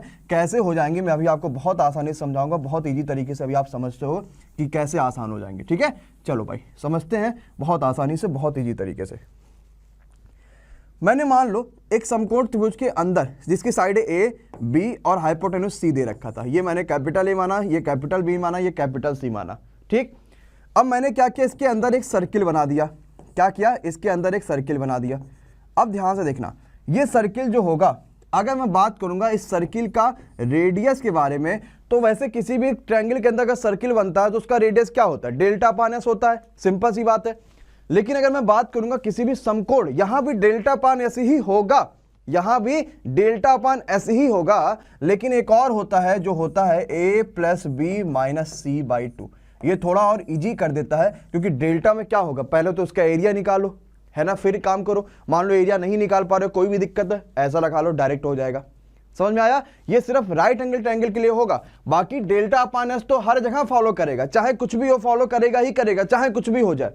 लेकिन ये A plus B minus C/2 हो जाएगा, सिंपल सी बात है। अच्छा अगले पे आते। अगर मान लो हमने इस पे एक सर्कम सर्किल बना दिया, एक बहिर्वृत्त बना दिया, एक परिवृत्त बना दिया, तो सर्कम सर्किल का जो हमारे पास समझ में आना कि जो हमारे पास रेडियस होता है, इसका सेंटर होगा यहाँ पे, और ये जो सेंटर होगा रेडियस इसका R ये होगा, और ये जो रेडियस होता है वो हाइपोटेन्यूज जो भी है उसी का आधा हो जाता है। और वैसे क्या होता है, वैसे होता है ये ABC अपान 4 डेल्टा, ये यहां भी लागू होगा। कोई ऐसा बात नहीं कि यहां लागू नहीं होगा, यहां भी लागू होगा, ये यहां भी लागू होगा।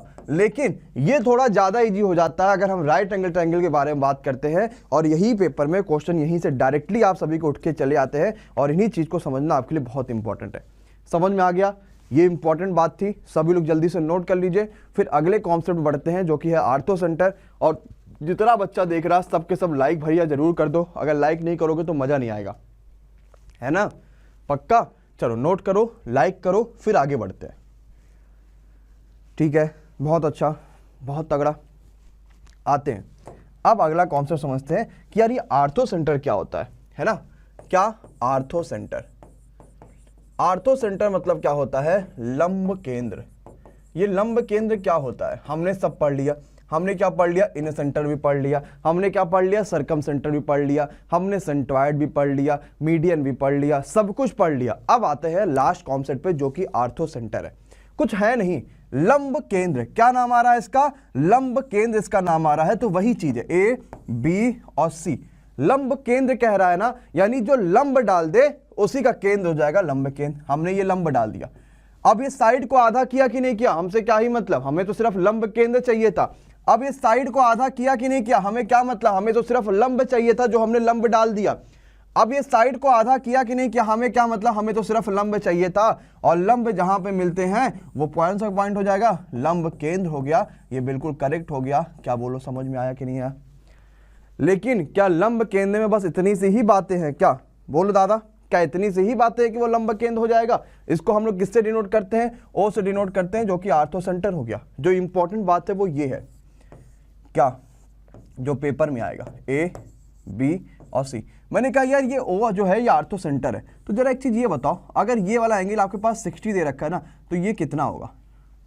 या 60 ना देके अगर मैं थोड़ा सा और कॉम्प्लिकेटेड करता हूं आपके लिए, मैंने कहा ये वाला एंगल अगर आपके पास 70 दे रखा है ना, तो ये कितना होगा?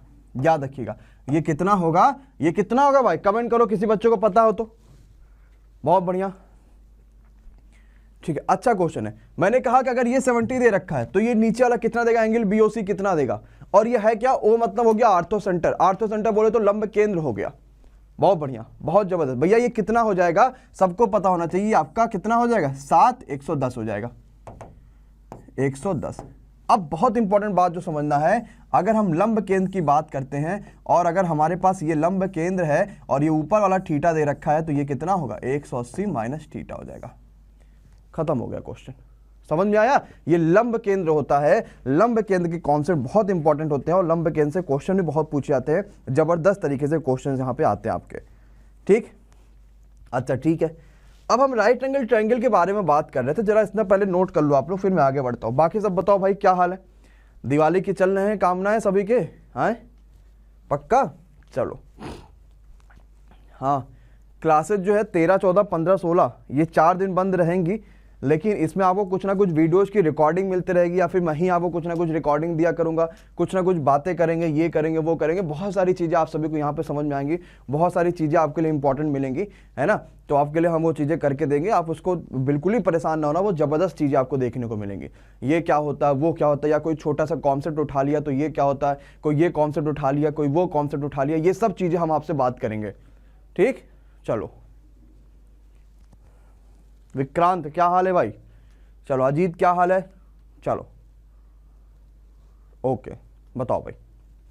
अब आते हैं इसमें किस पे, समकोण त्रिभुज में। यार समकोण त्रिभुज में भी तो लंब होगा कहीं ना कहीं। ये मानो हमने समकोण त्रिभुज खींचा, हमने डाला ये साइड, ये इस पे लंब हो गया, ये साइड ये इस पे लंब हो गया, तो लंब केंद्र क्या होता है, यही इसका जो होता है ना 90 वाला, जहां 90 बनता है वही लंब केंद्र होता है। ये बात समझना कि समकोण त्रिभुज में जहां 90 बनता है वही लंब केंद्र होता है। बस यही एक बात आपको पता करनी थी जो बहुत इंपॉर्टेंट है। अच्छा जैसे मान लो मैंने यहाँ पे किया ए, ये मैंने किया बी, ये मैंने किया सी, मैंने इस पे ये लंब डाल दिया, ठीक। ये मानो डी पे लंब डाला। ये बात इंपॉर्टेंट है, सबको पता होना चाहिए क्या कि जो BD होता है ना वो AB गुणे AC, AB गुणे BC बाई AC होता है, ठीक। क्या जो BD होता है ना वो क्या होता है, ये BD चाहिए इतना गुणे इतना बाई इतना, तो AB गुणे BC बाई AC, नोट कर लीजिए। क्या जो BD है वो, क्लियर गाइज। चलो आई थिंक सबको समझ में आ रहा है। हाँ भाई बताइए सत्यम क्या हाल चाल है, सब बढ़िया है, बिल्कुल ध्यान दे रहे हैं, बिल्कुल आप जो बात कहेंगे हर बात का ध्यान दे रहे हैं, सब कुछ आई थिंक आपको समझ में आ गया होगा।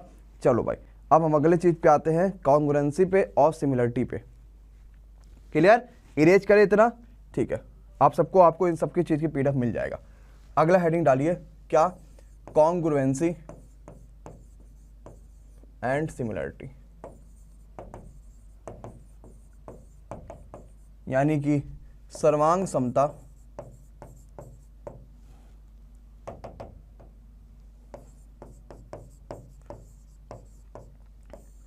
एंड समरूपता। ये बहुत इंपॉर्टेंट टॉपिक है, बहुत महत्वपूर्ण है, और यहां से अब पेपर में बहुत क्वेश्चन पूछे जाएंगे कि सर्वांग समता क्या होता है, समरूपता क्या होता है, पेपर में बहुत क्वेश्चन पूछे जाते हैं। हम समझते हैं इस बात को क्या क्या होते हैं।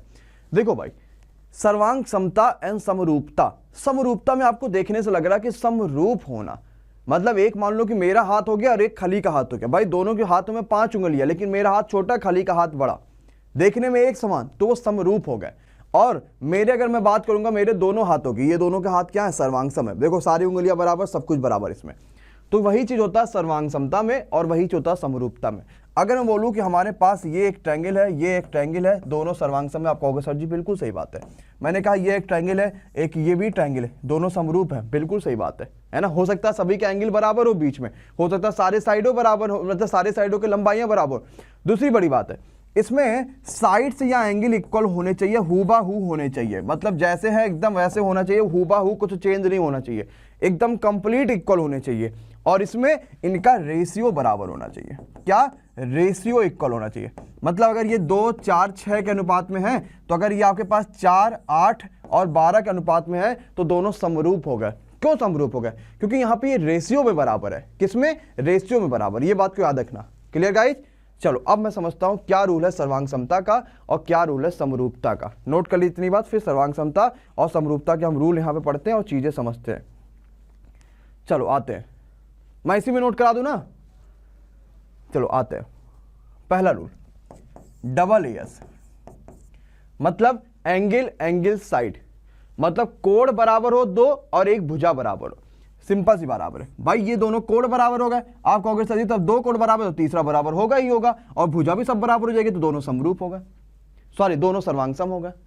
दूसरी बात, तीनों के तीनों साइड ही एकदम बराबर हो, साइड तीनों के तीनों बराबर, तो क्या तीनों के तीनों जो एंगल्स होंगे वो खुद ही अपने आप बराबर हो जाएंगे कि नहीं हो जाएंगे? कुछ नहीं करना रहेगा, सब कुछ हो जाएगा, एकदम अपने आप बराबर हो जाएगा। क्लियर है, समझ में आ रहा है कि नहीं? तीनों के तीनों क्या एकदम एंगल तीनों के तीनों एकदम बराबरी हो जाए तो अपने आप ही वो बराबर हो जाएंगे, कुछ करना ही नहीं पड़ेगा। इतनी बात सबको समझ में आएगी होगी, हाँ आराम से कर लोगे, इतना कोई दिक्कत इतने में नहीं। या तो हमारे पास ये बराबर हो जाए, ये तो हमारे पास ये बराबर हो जाए, दोनों में कोई दिक्कत नहीं है। अब अगली बात पे आते हैं, दो साइड बराबर हो और तीसरा एंगल बराबर हो। देखो भैया, दो साइड या तो बराबर कर लो या तो हम तीसरा एंगल बराबर कर ले, ठीक, इतनी बात भी हो गई। अच्छा चौथा, या तो राइट एंगल बनना हो और साथ ही साथ आरएचएस राइट एंगल बनना हो और हाइपोटेन्यूस और साइड बराबर हो। राइट एंगल एक बनना हो, एक हाइपोटेन्यूस बराबर हो और एक साइड बराबर हो, तीसरा साइड अपने आप बराबर हो गया। ये सर्वांग समता के 4 फॉर्मूले होते हैं। आपको वैसे भी इनका कोई यूज नहीं होता, आप इस चीजें ऐसे ही समझ जाते हो कि हाँ यार सर्वांग सम है कि नहीं है और चीजें हैं कि नहीं है। चलो अब आते हैं समरूपता पे। समरूपता में 4 क्या क्या चीजें होती हैं वो समझते हैं, ठीक। सर्वांग समता तो समझ लिया, समरूपता समझते हैं कि समरूपता क्या होता है, समरूपता के बारे में थोड़ी चीज समझते हैं। पहला ट्रिपल ए। अब कहोगे सर जी तीनों एंगल बराबर हो गए तब तो वो सर्वांग सम हो जाएगी। मैंने कहा तीनों एंगल नहीं बराबर होने चाहिए। देखो आ जाओ जरा सा, ये भी 20 है, ये 60 है और ये 100 है, मान लेते हैं। तो क्या यहां पे नहीं हो सकता क्या ये 20, ये 60, 100? बिल्कुल हो सकता है यार, कोई भी ट्रायंगल 180 से ज्यादा तो हो नहीं सकता, और अगर ट्रायंगल 180 से ज्यादा नहीं हो सकता तो साइडें तो कुछ भी हो सकती है, सीधी सी बात है, कुछ भी हो सकते हैं एंगल्स। तो क्या तीनों एंगल्स बराबर होने के बावजूद ये समरूप होगा कि नहीं होगा? बताओ भाई, अगर तीनों एंगल्स बराबर हैं तो क्या ये समरूप होगा कि नहीं होगा? दूसरी बात आते हैं SAS, मतलब कि दो साइड और एक एंगल का रेशियो बराबर होना चाहिए, ना कि एकदम इक्वल इक्वल नहीं होने चाहिए। दो साइड और एक एंगल का रेशियो बराबर होना चाहिए। नोट करिएगा, दो ये रेशियो होने चाहिए बराबर, ऐसे नहीं कि सिर्फ ऐसे ही होगा। या फिर तीनों के तीनों साइड का रेशियो बराबर हो जाए, जैसे यहां देखो रेशियो बराबर है, जैसे 2/4 करो बराबर है 4/8 करो बराबर है 6/12 करो, रेशियो बराबर है कि नहीं बराबर है? सब 1/2 1/2 1/2 है। समझ में आया कि नहीं समझ में आया? तो भैया ये भी काम कर सकते हो, सिंपल सी बात है, सबको समझ में आ गई, ठीक। इतनी बात है, इतना बात आपको पता होना चाहिए, तो आपके लिए मामला बिल्कुल आसानी से क्लियर हो जाएगा। नोट हो गया भाई सभी का इतनी बात? चलो, तो ये इंपॉर्टेंट टॉपिक था जो आपने सर्वांग समता, मैं इस पे जब क्वेश्चंस कराऊंगा ना तो आपको अच्छे से समझ में आ जाएगा कि यार सर्वांग समता क्या होता है, समरूपता क्या होता है, ये क्या होता है, वो क्या होता है, ये सब मैं आपको करा दूंगा, ठीक है। इस पे बहुत सारे क्वेश्चन है जो कराने लायक है, बहुत सारी चीजें हैं जो बताने लायक है, और बहुत सारी चीजें आपको यहाँ पे समझ में आ जाएंगे, ठीक। अच्छा, जो आपको रिकॉर्डेड मिलेंगे वो थोड़े कम ही देर के मिलेंगे, है ना, क्योंकि इसमें आपसे कोई बातें तो होती नहीं। ऐसे कभी क्या होता है, बच्चों की कोई क्वेरी आ जाती है तो बच्चों से बात होने लगती है, उसमें टाइम उसमें लाइव में चाहता है। रिकॉर्डेड में आपको कम देर की रिकॉर्ड मिलेगी, ज़्यादा ज्ञान मिल जाएगा उसमें, ठीक है।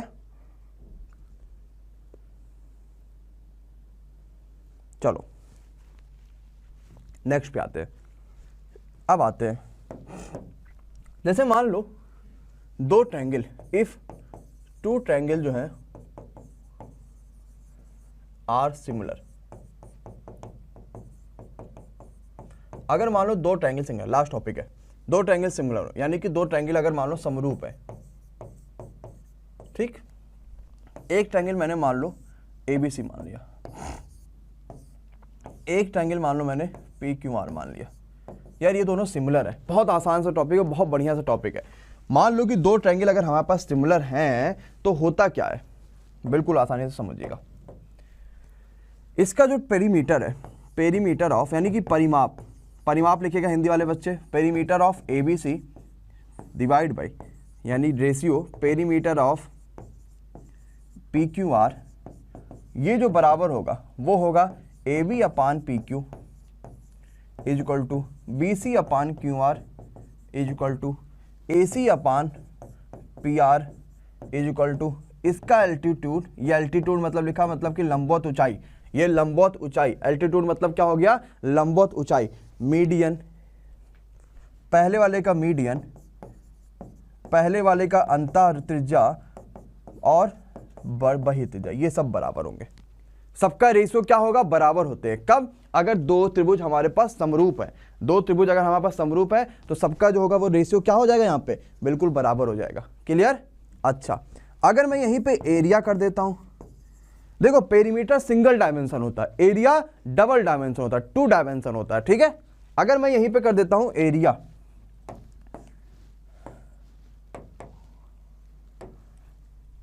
क्या, एरिया ऑफ ABC त्रिभुज डिवाइड बाई एरिया ऑफ त्रिभुज PQR इज इक्वल टू, ये यही स्क्वायर हो जाएगा, AB square divide by PQ square, BC square divide by QR square और AC square divide by PR square, altitude of पहला square divide by altitude of दूसरा square, सब square हो जाएंगे बस, और कुछ नहीं, क्योंकि ये 2 डायमेंशन होता है ना, तो ये स्क्वायर में आ जाएगा, है ना। क्या होता है, ये 2 डायमेंशन होता है ना, तो क्या हो जाएगा, ये स्क्वायर में हो जाएगा। 2 डायमेंशन होता है ना, तो ये क्या हो जाएगा, स्क्वायर में हो जाएगा। क्लियर, नोट कर लीजिए। ये बात थी इंपॉर्टेंट, जो सभी को समझनी बहुत जरूरी थी। ये सब बहुत पूछे जाते हैं पेपर्स में। अब इनका यूज क्या होता है, इनका यूज होता है जो हमारे पेपर्स के लिए काम आता है, हमारे पेपर्स में जो समझ में आएगा वो इनका यूज हो जाएगा। ठीक, मैं आपको ये पूरा कंप्लीट इसका यूज क्या है, क्या तरीके होते हैं, कैसे कर पाते हैं, वो सब मैं आपको बता दूंगा। ठीक है गाइज, नोट करिए सबके सब ज़्यादा जल्दी से। बहुत बढ़िया, चलो बहुत अच्छा। ठीक है, कई सारे इंपॉर्टेंट पार्ट जो ऑलरेडी कवर कर लिया, जैसा कि अगर मैं इन सेंटर की बात करूंगा तो आप सभी को पता है इन सेंटर क्या होता है, साइन, गुड मॉर्निंग बेटा। अगर मैं बात करूंगा सर्कम सेंटर यानी परिकेंद्र की बात करूंगा तो आपको भी पता चल गया परिकेंद्र क्या होता है। इन सेंटर की बात करेंगे तो इन सेंटर क्या होता है, एक बार मैं फिर से रिवीजन करा देता हूं ताकि आपको जो ये रिवीजन का चीज़ें हैं वो आपको कंप्लीट समझ में आ जाए। जैसे अगर मैं बता दूं कि कोई ट्रायंगल का पास बना हुआ है, अगर मैं यहाँ पे एंगल्स का आधा कर देता हूँ, ये एंगल ए है, ये बी है, ये मान लो सी है, और मैंने क्या किया, इस एंगल्स का आधा कर दिया, ये मैंने एंगल्स का आधा किया, ये मैंने एंगल का आधा कर दिया, तो एंगल्स के जो आधे जिस पॉइंट पे मिलते हैं ना भाई, वो क्या कहलाता है, इन सेंटर कहलाता है। ये गलती मत करिएगा, इन सेंटर क्या होता है, बाकी सारी चीजें क्या होती है। स्मिता गुड मॉर्निंग बेटा। अगर वही चीज मैं बात करूंगा सर्कम सेंटर की, यानी कि मैं परिकेंद्र की बात करूंगा, तो यहाँ पे एंगल्स का आधा नहीं होता है, साइड का आधा होता है। और दूसरी बड़ी चीज जो समझने वाली है, साइड का आधा इस तरीके से आप करोगे कि वो साइड परपेंडिकुलर आधा हो, मतलब कि उसमें साइड पे 90 डिग्री भी बने और फिर जाके साइड आधी हो, तो ये जो पॉइंट होता है ये सर्कम सेंटर कहलाता है, यानी कि ये परिकेंद्र कहलाता है। देन हमने पढ़ा था सेंट्रॉइड क्या होता है। सेंट्रॉइड बोले तो बेटा क्या होगा, सेंट्रॉइड मतलब होता है आप सभी के लिए मीडियन का जो मिड पॉइंट होता है। मीडियन मतलब हमने कोई परपेंडिकुलर किसी चीज की कोई बात नहीं करी है, सिर्फ हमने बात कर लिया है भैया ये मीडियन है, मीडियन का जो मिड पॉइंट होगा वो क्या कहलाता है, वो कहलाता है सेंट्रॉइड। सिंपल सा क्वेश्चन है, आसान सा बात ही थी, आपको समझ में इतनी आ गए होंगे। देन सेंट्रॉइड के बाद हमने पढ़ा आर्थो सेंटर क्या होता है। आर्थो सेंटर मतलब क्या होता है भैया, हमने इस पर क्या करा, सिंपल सा 90 डाला, उसको आधा किया कि नहीं किया हमसे कोई मतलब नहीं है, उससे कोई फर्क नहीं पड़ेगा। ये हमने आधा कर दिया और ये हमने इसको आधा नहीं, यहाँ पे हमने 90 डाल दिया, तो ये क्या कहलाता है, ये आर्थो सेंटर कहलाता है। देन हमने इन सब चीज़ों के पढ़ने के बावजूद इसके बारे में कि प्रॉपर्टीज पढ़ी थी। तो अगर आपने पुरानी पिछली वीडियोज नहीं देखी है ज्योमेट्री की सारी, तो आप पुरानी पिछली वीडियोज जाके देखिएगा।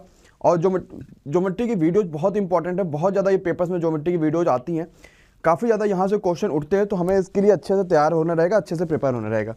तो आज के दिन में क्या बात करेंगे हम लोग, आज के दिन में हम लोग पढ़ेंगे किसके बारे में, क्वाड्रिलेटरल के बारे में।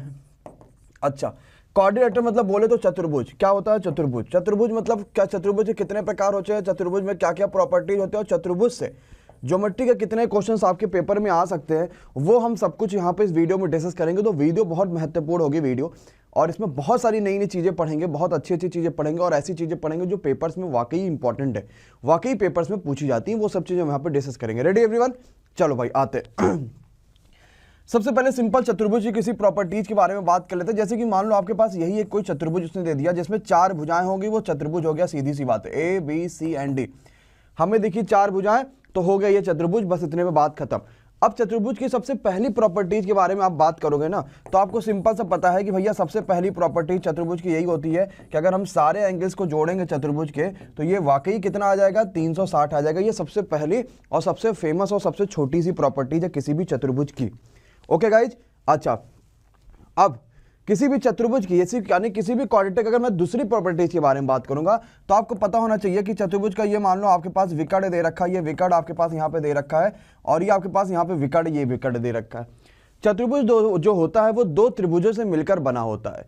अगर मैं बात करूंगा यहाँ पे एक विकर्ण इसको एक त्रिभुज में काट रहा है और ये विकर्ण इसको एक त्रिभुज में काट रहा है, तो आपको पता है कि अगर मान लो कि मैं कहूँ एंगल ABC, अगर मैं त्रिभुज ABC की बात करूंगा तो इसके सारे एंगल्स का सम कितना होगा, 180 होगा। अगर मैं त्रिभुज ABC की बात करूंगा, देन अगर मैं बात करूंगा त्रिभुज ACD की बारे में बात करूंगा तो भैया इसके सारे एंगल से कम सम कितना होगा, यहाँ भी 180 होगा। दोनों के दोनों क्या हो जाएंगे भाई, 180 एंड 180 हो जाएंगे। ये बात सभी को अच्छे से पता चल गई चतुर्भुज की एक बात, तो सभी को चलो ठीक है, क्लियर हो गई इतनी बात, कोई दिक्कत कोई परेशानी नहीं। चतुर्भुज की इतनी बात सभी को क्लियर है भाई, बोलो चलो ठीक। तो ये दो चतुर्भुज दो चीजों से मिलकर बन गया।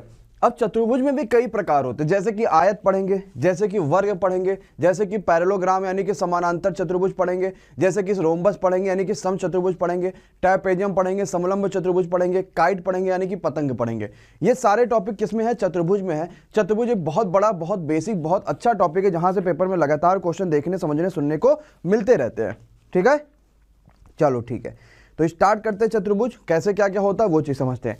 दूसरी बड़ी बात याद रखना यार, किसी भी चतुर्भुज का अगर एरिया के बारे में बात करेगा, चाहे वो आयत हो चाहे वो कोई भी चीज हो, जैसे कि मैं अगर मान लो आयत बना देता हूं, ठीक, ये मान लो आप सभी के लिए हो गया, मैंने आयत बना दिया। ठीक, मैंने कहा भैया ये बताओ आयत का क्षेत्रफल कितना होगा, मैंने इसको मान लिया कि ये लंबाई है, ये चौड़ाई। आप कहोगे सर जी तुरंत की लंबाई गुणा चौड़ाई होगा, सिंपल सी बात है, यही तो बोलोगे आप लोग। किसी भी चतुर्भुज के अगर क्षेत्रफल के बारे में बात करेगा तो आप एक चीज ये कहोगे कि half d1 d2 sine theta. आप अगर वहां भी ये चीज रख के देखोगे तो सेम आंसर आपके पास आएगा किसी भी चतुर्भुज की अगर बात करेगा।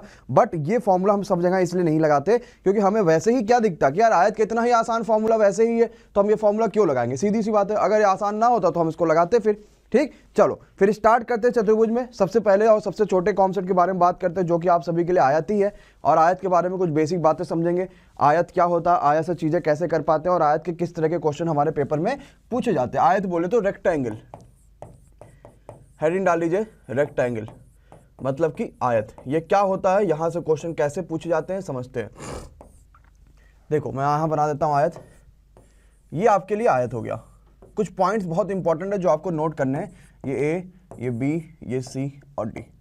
देखो आयत की सबसे बड़ी खासियत क्या होती है, ध्यान से समझना कि भाई इसमें दो सामने की साइडें बराबर होती हैं और आमने सामने की साइडें यहाँ बराबर दिखे। दूसरी बड़ी खासियत क्या होती है आयत में कि यहाँ पे क्या होता है, 90 डिग्री बनता है, ये सबसे बड़ी खासियत है। ये दो खासियत आयत की आपको पता होनी चाहिए, और अगर यही चीज 90 नहीं बनता तो आयत वो चेंज हो जाता है।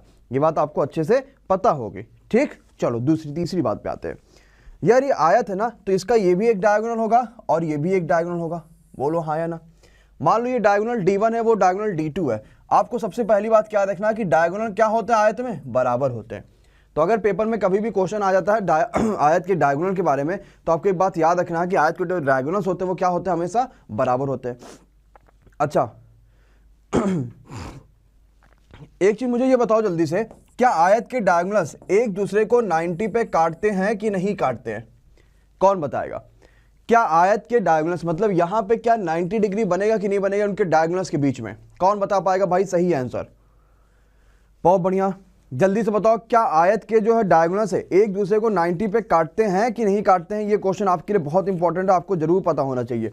याद रखिएगा आयत के डायगोनल्स एक दूसरे को 90 पे नहीं काटते हैं।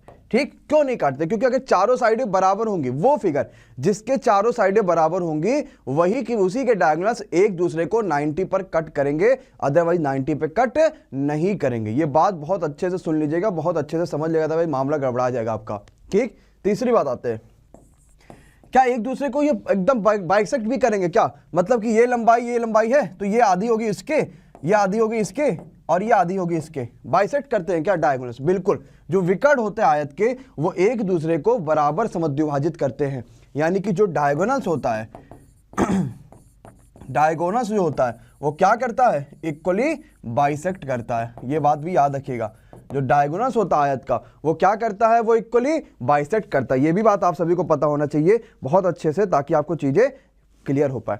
अगली बात पे आते हैं, भैया आयत में अगर आप बात करोगे तो डायगोनल्स जो होता है यानी जो आयत के विकर्ण होते हैं वो एरिया को भी, डायगोनल्स एरिया को डिवाइड करता है। Diagonals divide area, equally divide करता है एरिया को। किसको? एरिया को, यानी डायगोनल जो क्षेत्रफल को बराबर बांटते हैं। जैसे मान लो अगर पूरे का क्षेत्रफल हमारे पास ए दे रखा है तो ये भी 1/4 होगा, ये भी 1/4 होगा, ये भी 1/4 होगा और ये भी 1/4 होगा। ये सारे के सारे पॉइंट जो बहुत इंपॉर्टेंट है, यहाँ से क्वेश्चन जब आते हैं ना तो हमें समझ नहीं आता कि हम किस तरीके से कर पाए। भारती कुमारी, सुमित कुमार भाई सभी का स्वागत है। आ जाइए, बातें ना करिए आपस में और सिर्फ पढ़ाई पर फोकस करिए ताकि चीज़ें आपको समझ में आ पाए, चीज़ें आप क्लियर कर पाओगे भैया क्या पढ़ाया जा रहा है क्या नहीं पढ़ाया जा रहा है।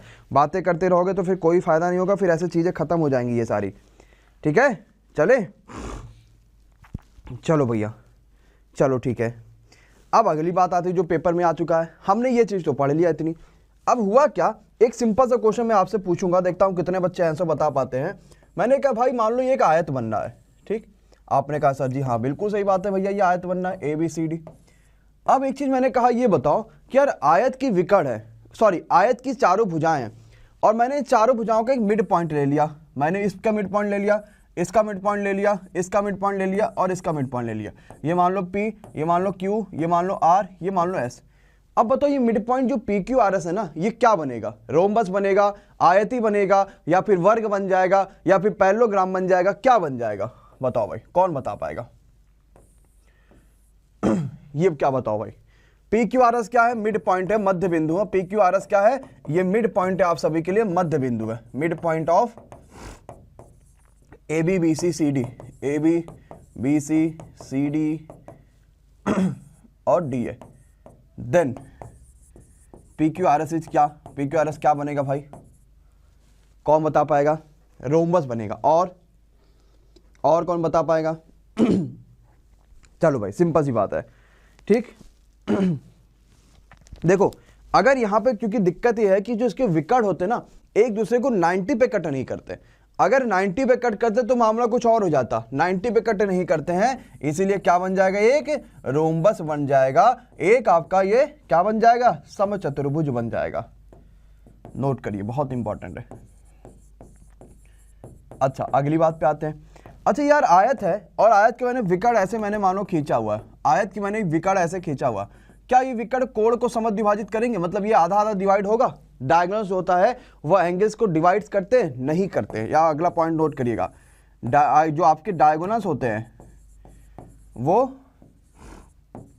एंगल्स को डिवाइड नहीं करते, एंगल्स को डिवाइड नहीं करते। ये भी नोट कर लीजिएगा, ये भी अच्छा पॉइंट है, ये भी इंपॉर्टेंट पॉइंट है, ठीक है। सबके सब इंपॉर्टेंट पॉइंट्स है, जितने भी इंपॉर्टेंट पॉइंट्स आपको आयत से पूछे जा सकते थे वो हमने सब कुछ आपको करा दी। बस आपको अब पढ़ना है और चीज़ें आपको समझना है ताकि आप आयत आराम से पढ़ पाओ, आयत आराम से समझ पाओ। क्लियर हो गया भैया? नोट कर लिया सबने? चलो अगले पॉइंट्स आयत के बारे में। इतनी सारी चीज़ें तो आयत के बारे में ही थी, आयत ही आपको पता चला होगा, ठीक है।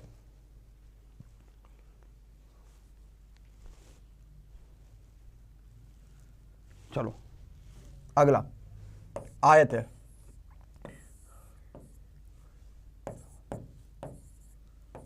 ठीक। ABCD कोई आयत आपके पास दे रखा, मैंने कहा ये बताओ ये हो गया। अगर इस आयत के अंदर मैंने एक यहां पर ट्रायंगल बना दिया और एरिया जो दे रखा है, जो क्षेत्रफल दे रखा है ABCD का, वो 12 सेंटीमीटर स्क्वायर दे रखा है, तो एरिया बताओ भैया किसका? ये मान लो कि E है, AEB का, ये क्या आपका ट्रायंगल है एक, इसका एरिया क्या आएगा? ये सारे एग्जाम्स के लिए चल रहा है भाई, दशरथ वीर, ये सब एग्जाम के चल रहा है।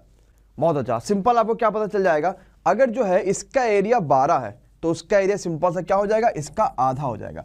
कैसे जानेंगे? सेम हाइट के बीच में, सेम हाइट के बीच में और स्टार्टिंग पॉइंट अगर सेम है तो अगर किसी भी क्वाड्रेंटल का एरिया की बात करोगे तो ट्रायंगल का वो डबल होगा, अगर सब कुछ सेम है, सब कुछ वो है बिल्कुल, तो ठीक। नोट कर लीजिए ये पॉइंट को।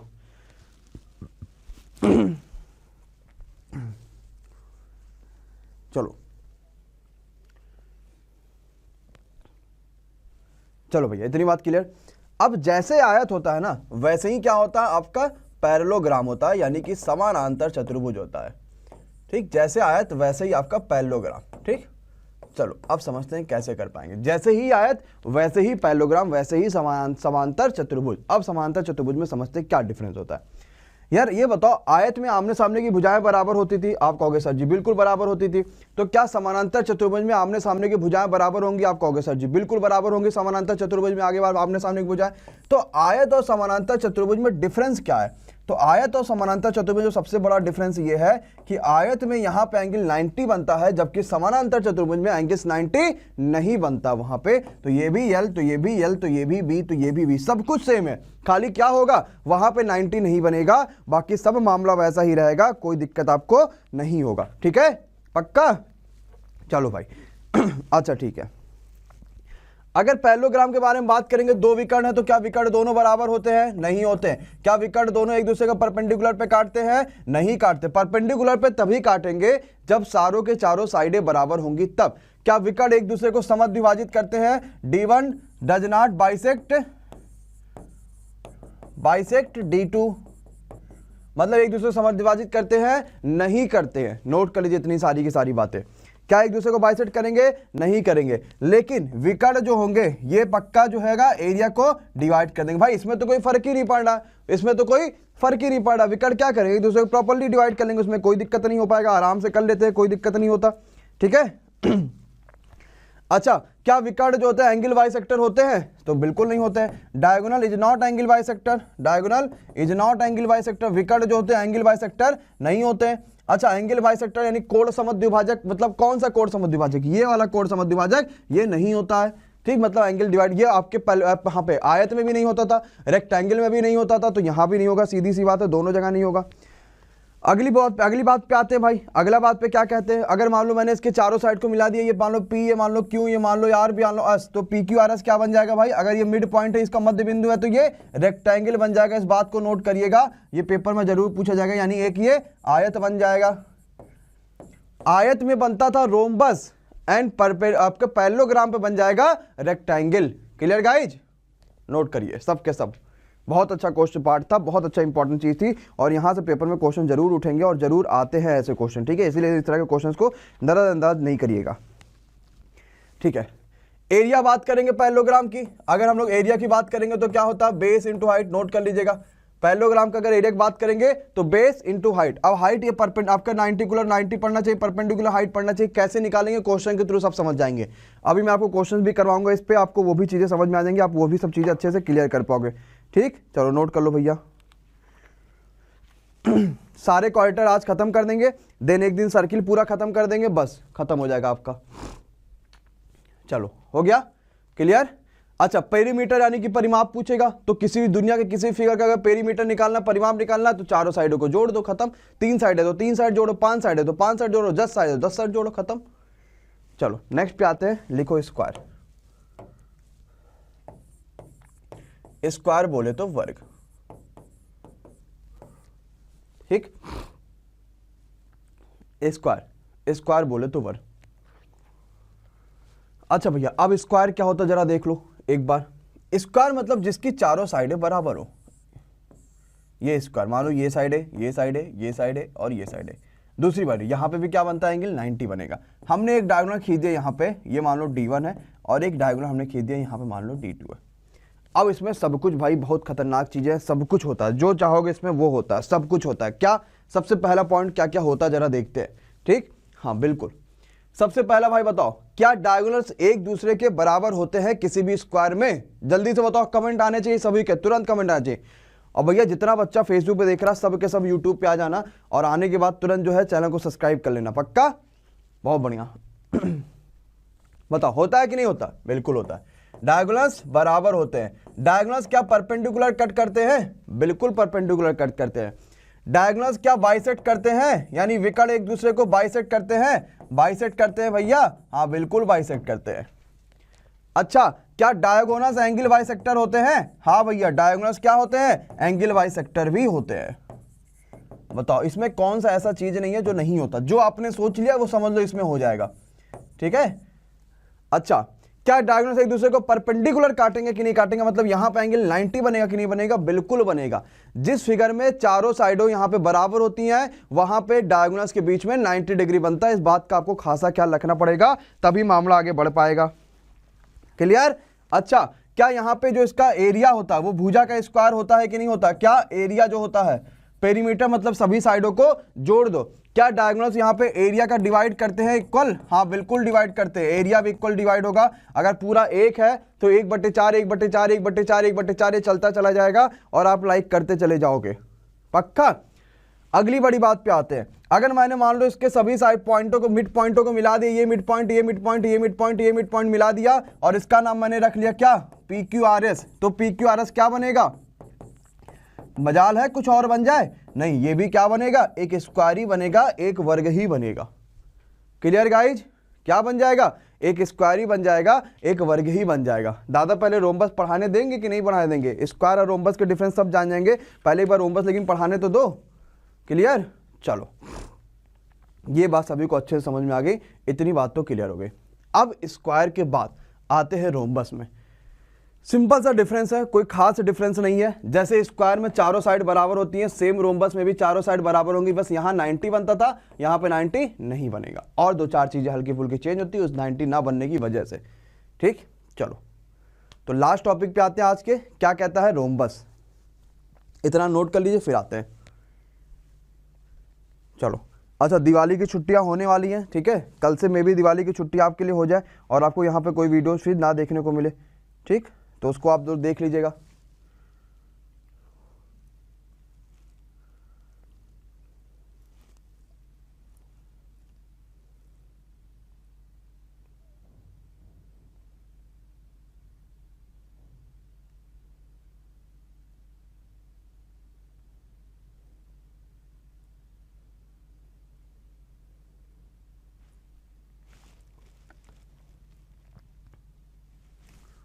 चलो ठीक है, आ जाते हैं रोम्बस में।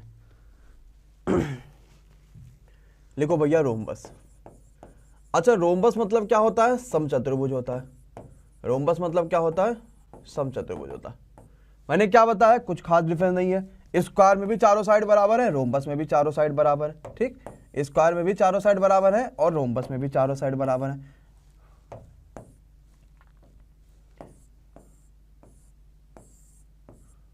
ए बी सी डी, ये मानो साइड ए होगी, ये भी ए होगी, ये भी ए होगी, ये भी होगी, सब साइडें बराबर होंगी। सिर्फ 90 नहीं बनेगा, इतनी बात याद रखना कि सिर्फ क्या होगा? 90 नहीं बनेगा, बाकी सब कुछ होगा। अब देखो, अगर 90 नहीं बनेगा ना तो डायगोनल्स बराबर नहीं होंगे, ये बात याद रखना। अगर यहाँ पे 90 नहीं बनता, जैसे कि हमने पैरेललोग्राम में देखा था, 90 नहीं बनना था तो डायगोनल्स बराबर नहीं होंगे। तो क्या डायगोनल्स बराबर होंगे? नहीं होंगे। लेकिन चारों साइड बराबर है, इसी वजह से डायगोनल्स क्या करेंगे? एक दूसरे को परपेंडिकुलर काटेंगे। ये बात याद रखिएगा। समझ में आया? तो क्या चीज किस पे डिफरेंस, क्या चीज किस पे डिपेंड है, ये बात आपको समझना पड़ेगा। और ये चीज अगर आपने समझ लिया तो फिर क्वेश्चन आपके हाथ में आराम से आप कर लोगे। ठीक, चलो। ठीक है, ये क्या करेगा? क्षेत्रफल को इक्वली डिवाइड करेगा, एरिया को इक्वली डिवाइड करेगा। नोट कर लेना भाई। देखो, सभी के जो विकर्ण होते हैं उसके एरिया को इक्वली डिवाइड करते हैं, सिंपल सी बात है, सभी चीज में होती है। ठीक, चलो। अच्छा, अगर हम यहाँ पे अगर हम बात कर रहे थे, एक आयत के जो है चारों मिड पॉइंट को मिला देते तो क्या बन जाता था? रोम्बस बन जाता था। इसी तरीके से अगर हम किसी रोम्बस के चारों मिड पॉइंट को मिला दे, आयत के चारों मिड पॉइंट को मिला रहे थे तो रोम्बस बन रहा था। और अगर हम क्या करें, किसी रोम्बस के चारों मिड पॉइंट को मिला दे, यहाँ पे क्या करें, किसी रोम्बस के चारों मिड पॉइंट को मिला दे तो ये क्या बन जाएगा? PQRS से मान लो ये क्या बन जाएगा? एक आयत बन जाएगा। ठीक, नोट करिए। चलो नोट कर लो भाई।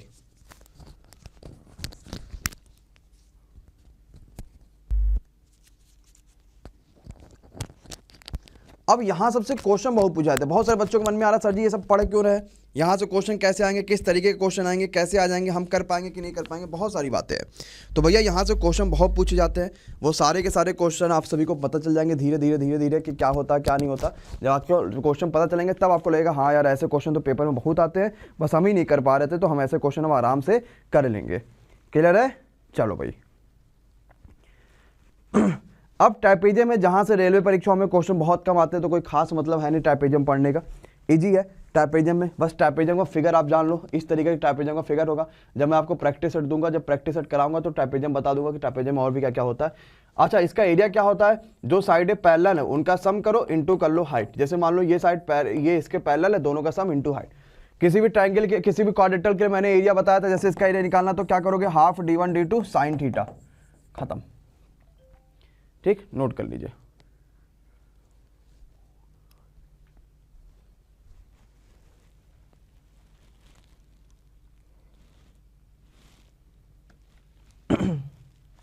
Clear guys?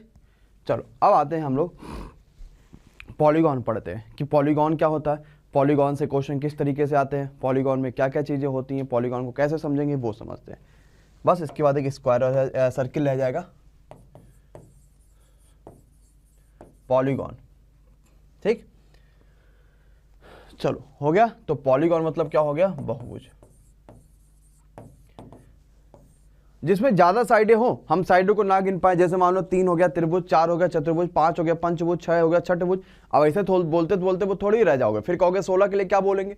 तो ये सब के लिए नाम क्या आ गए? पॉलीगॉन, इनके लिए नाम आ गए। बहुत ज्यादा साइडें होंगी तो पॉलीगॉन कहा जाता है। मैक्सिमम 3 या 3 से अधिक साइडें हैं तो पॉलीगॉन हो गया। पॉलीगॉन हमारे सिलेबस में 2 तरीके देखो पॉलीगॉन होते हैं, एक तो होता है इरेगुलर, एक होता है रेगुलर। तो हमारे सिलेबस में रेगुलर वाला पॉलीगॉन है। रेगुलर पॉलीगॉन में क्या होता है? सभी साइडें बराबर होती हैं और सभी कोण बराबर होते हैं। ये बात याद रखना। चाहे रेलवे की बात करेंगे चाहे एसएससी की बात करेंगे तो दोनों में ही क्या है? रेगुलर पॉलीगॉन है। रेगुलर पॉलीगॉन में क्या होता है? सभी साइडें बराबर होती हैं, साथ ही साथ जो सभी कोण होते हैं ना वो भी बराबर होते हैं रेगुलर पॉलीगॉन में। Clear guys? इतनी बात क्लियर हो गया? अच्छा ठीक है। अब जैसे यहां देखो कितने साइडें हैं, 1 2 3 4 5 6, 6 साइडें हैं ना।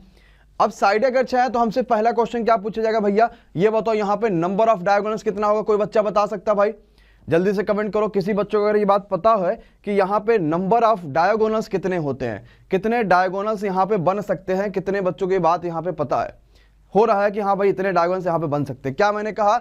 ये बताओ भाई यहाँ पे कि नंबर ऑफ डायगोनल्स कितने होते हैं।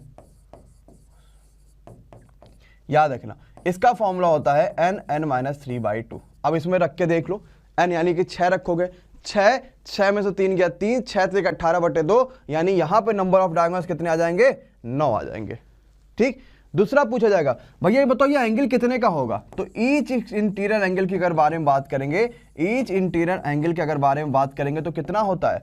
n-2 into 180। ये पूरे एंगल्स का सम होता है, सभी एंगल्स का सम होता है। एक का निकालना है तो डिवाइड बाई n कर दो, है सम निकालना हो कि सम ऑफ ऑल इंटीरियर एंगल तो वही n नहीं लगाओगे, बस सम ऑफ ऑल इंटीरियर एंगल्स करोगे तो ये कितना आ जाएगा? n-2 इंटू 180 आ जाएगा।